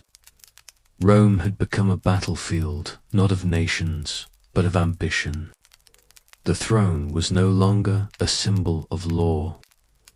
It was a prize seized by force and abandoned in blood. Armies turned inward, fighting each other instead of defending the frontiers. Provinces rebelled. Entire regions broke away. In Gaul, a splinter empire declared independence. In the east, the city of Palmyra rose under Queen Zenobia and carved out its own dominion. Rome no longer ruled the world. It was struggling to rule itself. As if internal collapse were not enough, disaster came from beyond. Germanic tribes pushed across the Rhine and Danube. The Sassanid Empire in Persia invaded from the east. Cities were sacked. Legions were routed. For the first time in centuries, the empire's borders were breached not as exceptions, but as patterns. Villages burned, fortresses fell. The illusion of eternal control shattered. Trade slowed, coinage devalued, famine and plague returned. In some cities, the population fell by half. The streets that once rang with marble, and voices echoed instead with fear and decay. The people whispered that the gods had turned their backs, that the empire had been punished for pride, that the end had come at last. And yet the empire did not fall. In the middle of the storm, a few figures rose to hold the line. Among them was Emperor Aurelian, a soldier hardened by the frontier, who marched with relentless energy to restore what had been lost. He reconquered the breakaway regions, defeated the Eastern Queen who had defied Roman authority, and crushed the invaders who had dared breach the northern borders. He was given the title Restitutor Orbis, Restorer of the World. He built walls around Rome itself, sensing that even the capital was no longer immune to danger. He ruled with discipline and clarity, but like so many before him, he was betrayed by his own men and died before his vision could fully take shape. The crisis of the 3rd century was not a single event. It was a long unraveling of confidence, a generation of fear and fire when the empire seemed to move only from one emergency to the next. The system that had once seemed so eternal proved frighteningly fragile. It had expanded too far. It had depended too heavily on the loyalty of armies and the illusion of unity. It had failed to create a true succession. But even as the old forms cracked, something new began to stir beneath them. The empire had not died. It had changed. It had bent under pressure, but had not broken. And on the horizon, a new kind of emperor was rising. One who would no longer pretend that the Republic still lived. One who would accept the empire for what it had become and shape it with fire and reform. The Roman world stood at a crossroads. It had survived a storm that should have ended it, but the cost was written across every scarred city wall and every broken coin. The next age would not be a return to the past. It would be something else, something harder, something that would transform Rome forever. By the time Diocletian took the throne, the empire was exhausted. It had bled from too many wounds, buried too many emperors, and lost too much ground to trust in luck or tradition. When Diocletian rose from the ranks of the military in 284 CE and claimed power not by birthright but by control of the army, few could have guessed that he would become one of the most transformative figures in Roman history. He did not come with grand speeches or sweeping charisma. He came with structure, and that was what Rome needed most. Not another hero, not another myth, but a man who could stop the bleeding and teach the empire how to breathe again. The world Diocletian inherited was no longer one city ruling many. It was a fragile sprawl of provinces, cultures, languages, and crumbling frontiers. He understood that no single man could rule it all, not even with divine favor or military force. So he created something new. He divided the empire not into chaos, but into symmetry. He appointed a co-emperor, Maximian, and gave him control of the western provinces, while Diocletian ruled the east. Together they ruled as equals, each bearing the title of Augustus. Then they appointed 2 junior emperors beneath them, Caesars, who would assist in governance and be prepared to succeed them. This system, called the Tetrarchy, was designed not for glory but for function. It gave the empire 4 centers of authority, for capitals, for pairs of hands to grasp the reins. It was not a return to the old republic. It was something entirely new. But Diocletian did not stop with the Tetrarchy. He reformed the army, increased its size, and stationed it more strategically along the borders. He revised the tax code, introduced new currency, and built bureaucracies capable of managing the daily burden of empire. He demanded loyalty not just to the state, but to the person of the emperor, elevating his own image with titles and ceremonies that had once been foreign to Roman tradition. He wore jeweled robes, required subjects to bow before him, and called himself Dominus et Deus, Lord and God. The emperor was no longer a first citizen. He was a sacred figure removed from the Senate and the people, a being of order above the chaos of the world. It was a sharp break from the past, but the past had failed. Diocletian had no use for nostalgia. He also turned his attention to religion. The Roman world was full of gods. Old gods, new gods. Gods from Egypt, Persia, and the East. But one faith in particular unsettled him. Christianity had spread through cities and countryside, practiced in secret and in public, drawing converts from slaves, merchants, women, and even some members of the elite. Christians refused to sacrifice to the emperor, refused to acknowledge the old gods, and rejected the divine authority of the state. To Diocletian, this was not only heresy, it was rebellion. He launched what would become the last and most brutal persecution of Christians in Roman history. Churches were destroyed. Scriptures were burned. Believers were arrested, tortured, and executed. The empire burned its own citizens in the name of unity. But the faith did not die. It grew stronger, and Diocletian, in the end, could not stop it. In 305 CE, something extraordinary happened. Diocletian voluntarily stepped down from power.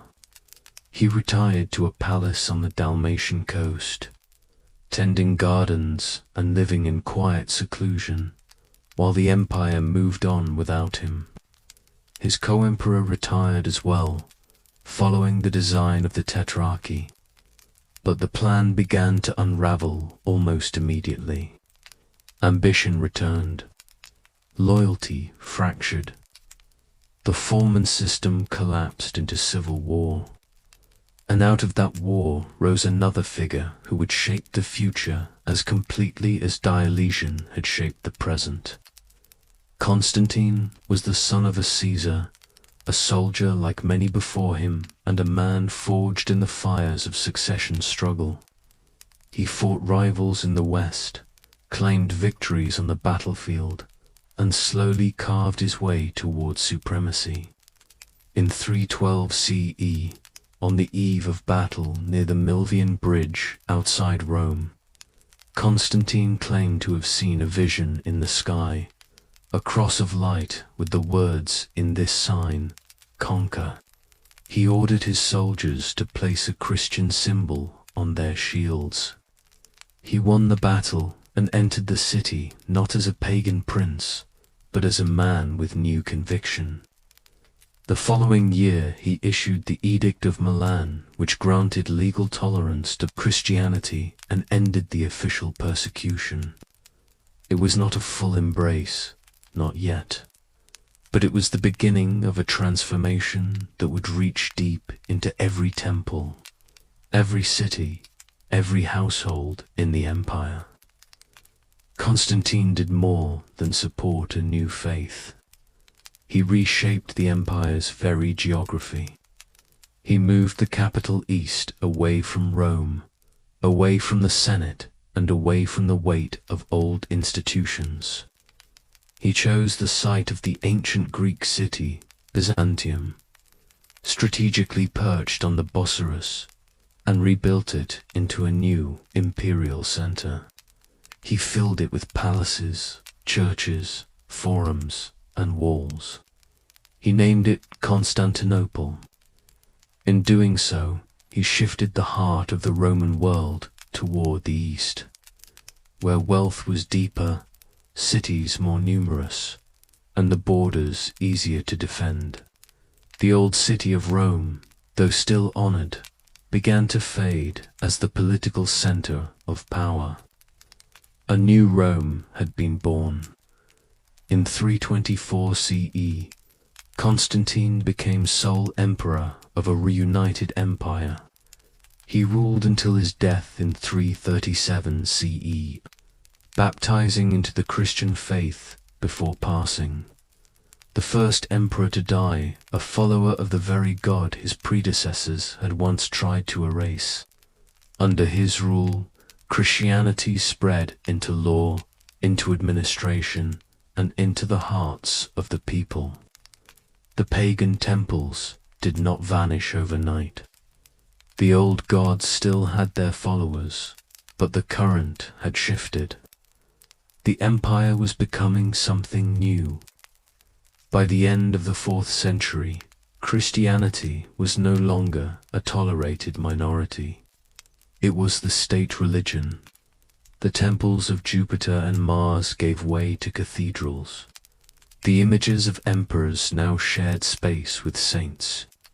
Pagan rituals were outlawed. The Senate, once the proud voice of Roman tradition, receded further into ceremony. And in 3995 CE, after the death of Emperor Theodosius I Thirst, the empire was formally divided once more, this time not as a system of power sharing, but as two separate halves. The Western Roman Empire would be ruled from Milan and then Ravenna. The Eastern Roman Empire would remain centered in Constantinople.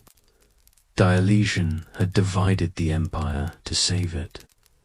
Constantine had reassembled it and redirected its soul. Together, they had rewritten the nature of Roman rule, moving it from a republic to a monarchy, from polytheism to Christianity, from Rome to Constantinople.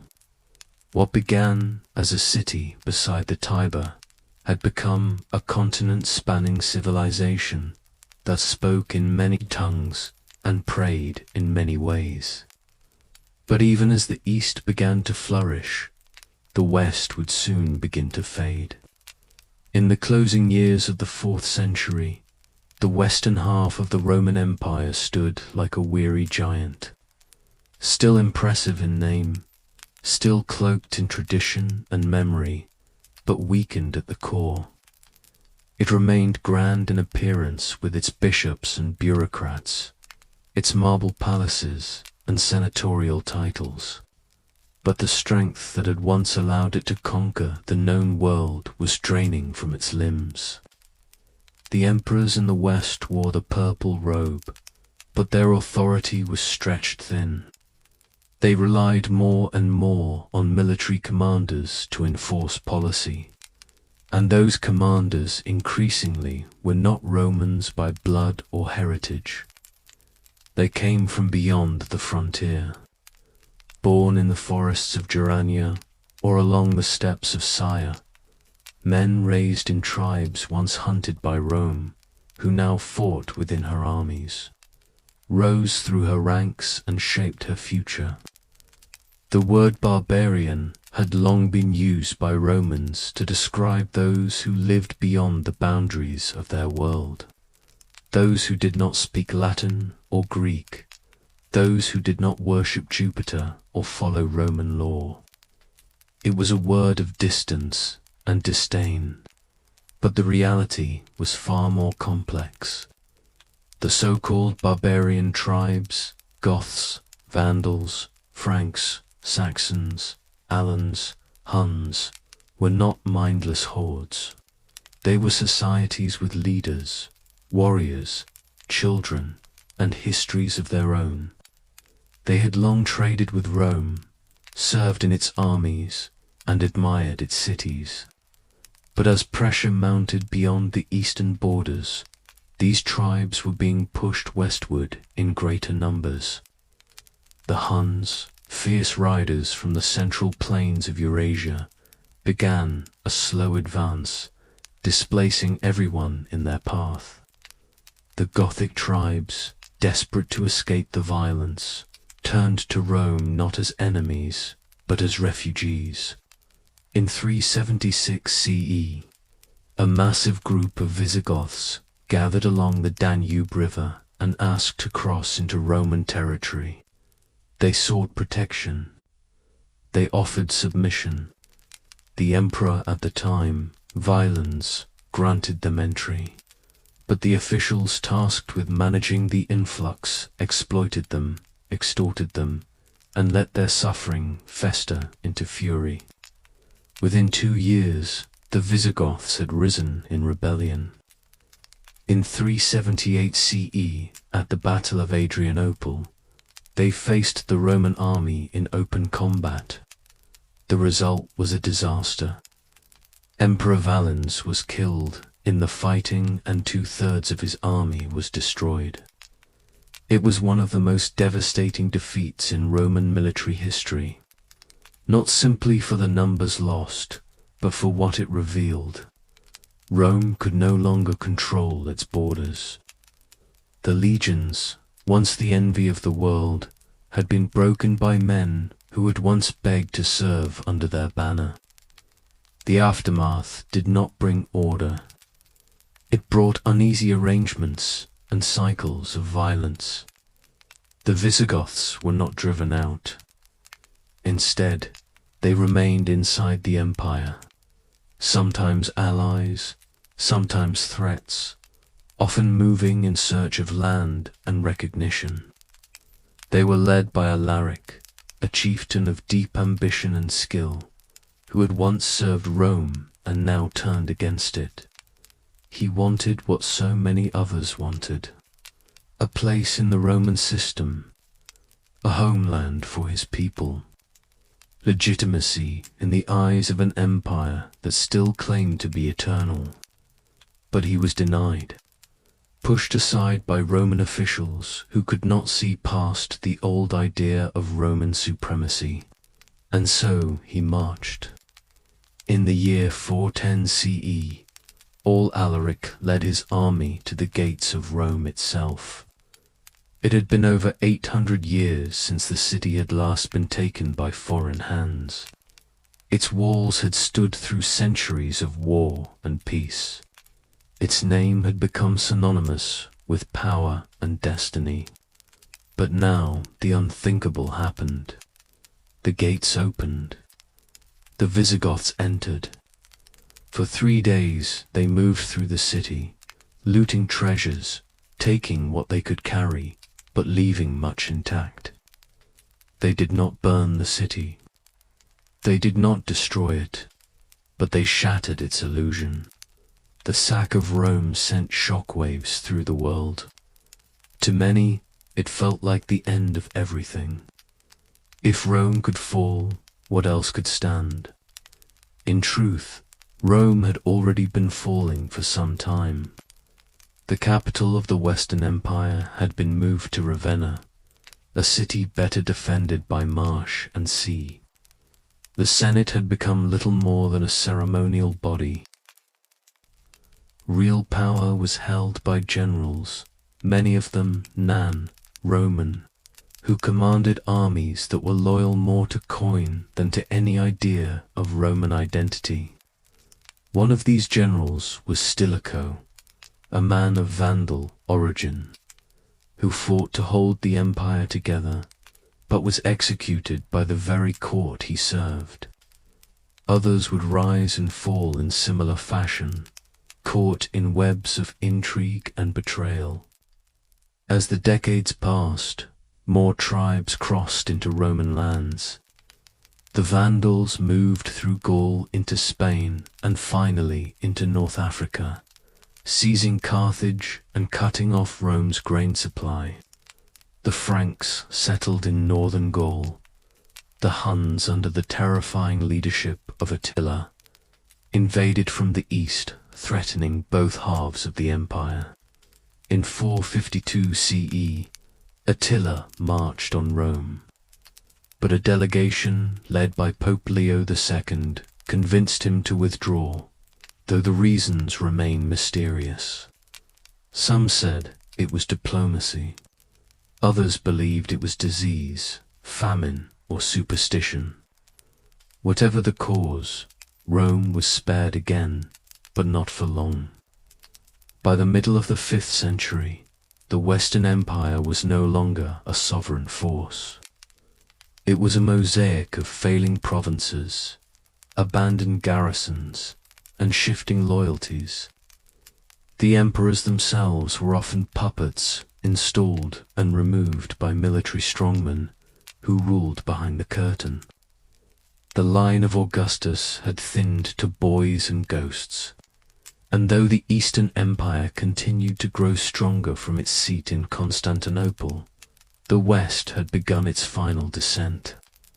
What once had been the center of the world now waited quietly, hollowed out and dimming as new powers circled like wolves beyond the trees.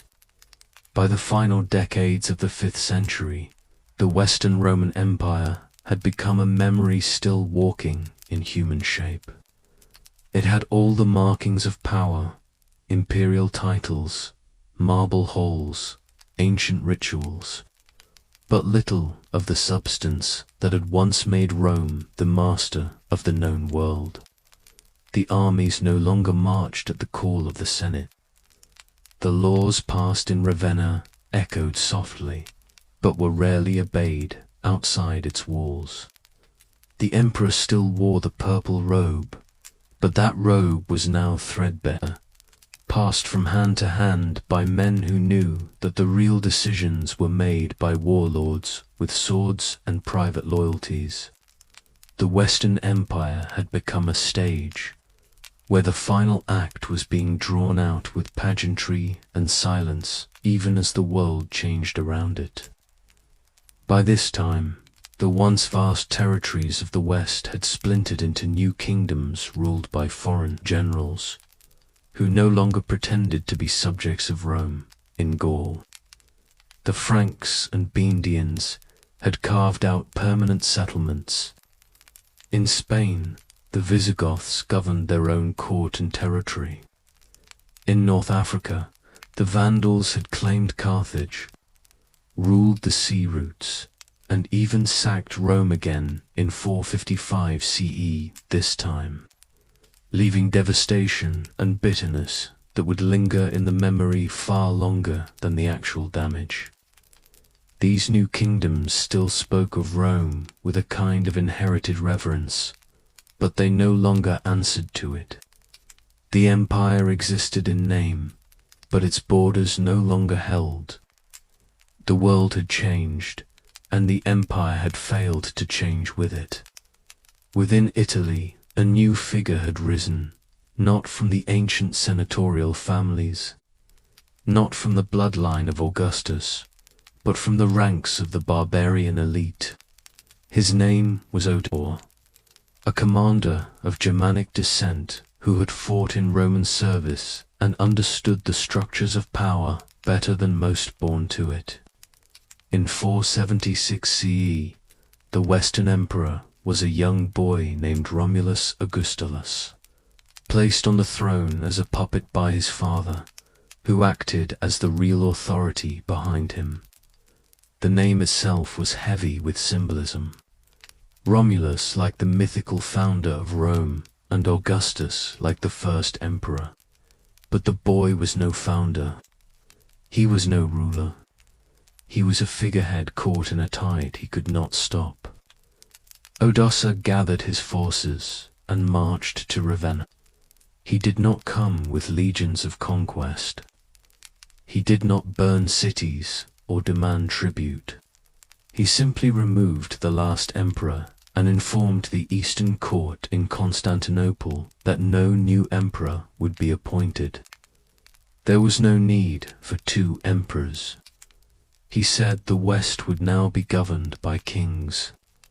The imperial regalia, crown purple robe scepter, was sent east as a gesture of respect or perhaps of finality. And with that quiet act, the Western Roman Empire came to an end. There was no final battle. There was no public funeral. The Senate still met. Some cities still followed Roman law. The bishops still spoke in Latin, but the idea of Rome as a single power stretching from ocean to ocean had ended. What remained was a patchwork of kingdoms and cultures, each carrying pieces of the Roman legacy into a future that would no longer be called Roman.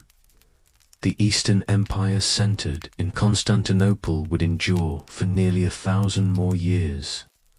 But the West, the Rome of Caesar and Cicero, of Augustus and Marcus Aurelius, of marble triumphs and iron law, had passed into history. For those who lived through it, the fall did not feel like a single moment. It felt like a dimming, like a city where the lights slowly faded one by one until only shadows remained. Farmers still plowed their fields. Traders still crossed old roads. Churches still rang their bells. But the world had shifted. The empire that had once named months, mapped the heavens, and ruled over kings, had left behind only echoes. And in those echoes, a new Europe would be born. When the Western Roman Empire came to its quiet end in the 5th century, the world did not suddenly turn its face from Rome. In the East, the empire still stood. Its roads still hummed with trade. Its courts still issued law. Its armies still marched in formation. The old capital on the Tiber had grown brittle, but the new capital on the Bosporus was only just beginning to stretch into its full strength. This city, founded by Constantine and named in his honor, had grown into a fortress of stone and gold, surrounded by sea walls and guarded by layers of battlements that seemed to rise from the sea like the ramparts of myth. Constantinople was not a copy of old Rome. It was something different, shaped by centuries of Greek thought, Eastern influence, and Christian belief. It stood at the crossroads of worlds where Asia met. Europe, and it carried the Roman name with pride long after the city of Rome itself had become a relic. The people of this Eastern Empire never called themselves Byzantine. That name would come much later, created by historians to draw a line between the old and the new. But they did not see such a line. They called themselves Romans. Their empire was the Roman Empire. Their emperor was the successor of Augustus and Trajan, of Constantine and Theodosius.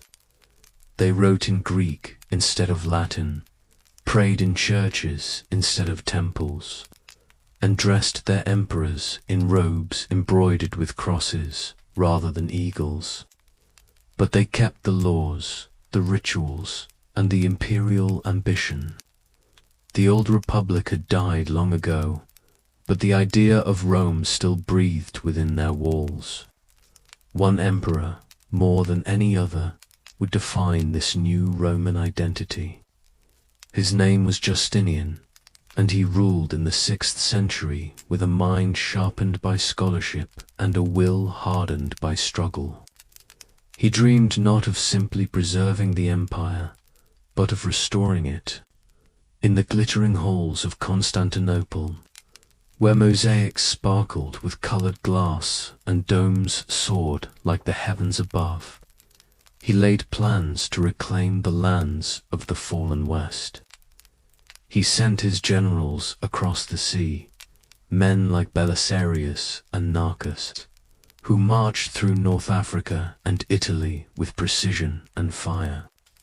They defeated the Vandals in Carthage. They seized Sicily and Rome. They took Ravenna and held it. For a brief moment, it seemed as if the old empire had been reborn, united once more from the shores of the Bosporus to the mountains of Gaul. But it was a reunion built on unstable ground. The wars drained the treasury. Plague returned and tore through the population like a blade. The enemies who had once been scattered now circled again, sharper and more determined.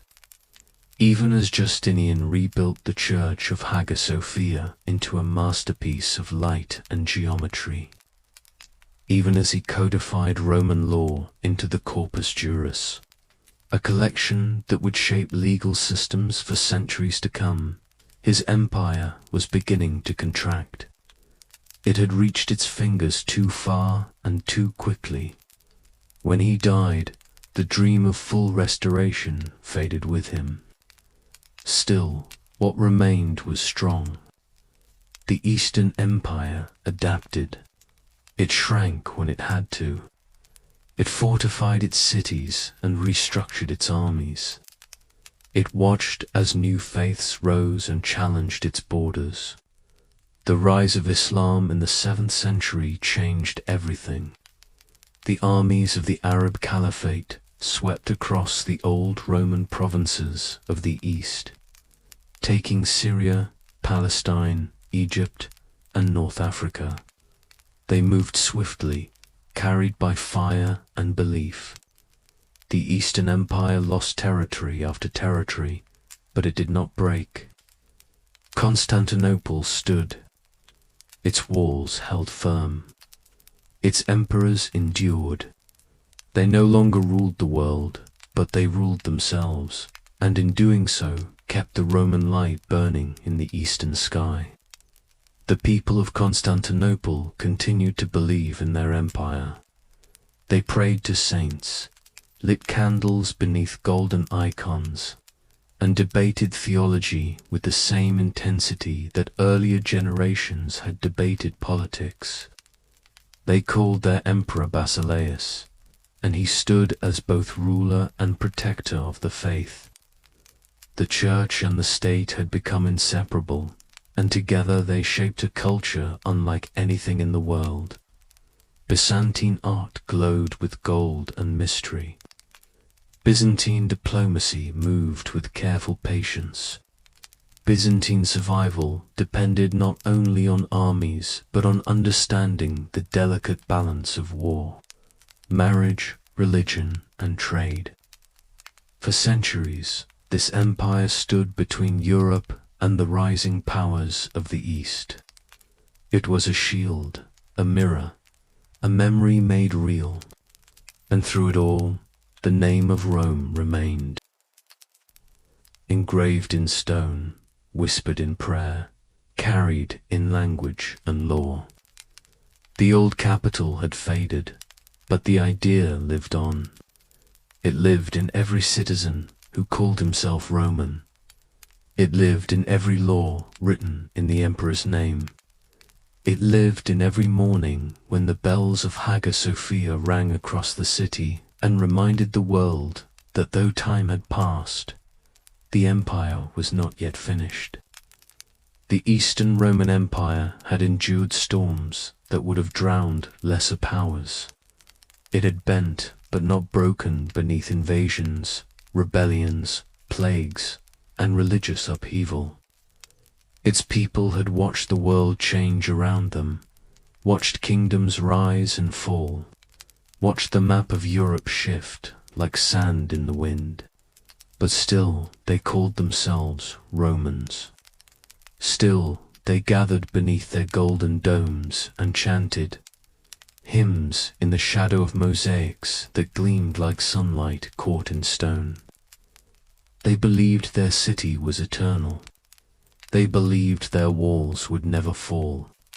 And for centuries, it seemed they might be right. But no empire lasts forever. Not even one that has outlived its twin. Not even one guarded by 3 rings of walls and the deepest harbor in the known world. The decline of Constantinople was not sudden. It was a slow fading, a loss of breath that stretched across generations. By the 11th century, the empire had grown smaller and more fragile. Its armies were no longer the disciplined ranks of old. Its economy staggered beneath the weight of war and trade imbalances. The rise of the Seljuk Turks in the east pushed against its borders. Anatolia, once the heartland of Roman grain and soldiers, slipped from imperial control. Defeats on the battlefield began to feel permanent. Resources drained away, and with them the confidence that had once filled the marble streets of the capital. Then came the moment that shattered more than territory. In 1204, during the Fourth Crusade, an army of Latin Christians from Western Europe turned their swords not against the Muslims of the Holy Land, but against the city of Constantinople itself. Enticed by politics, greed, and broken promises, they attacked the city they had sworn to protect. They breached the walls. They looted the churches.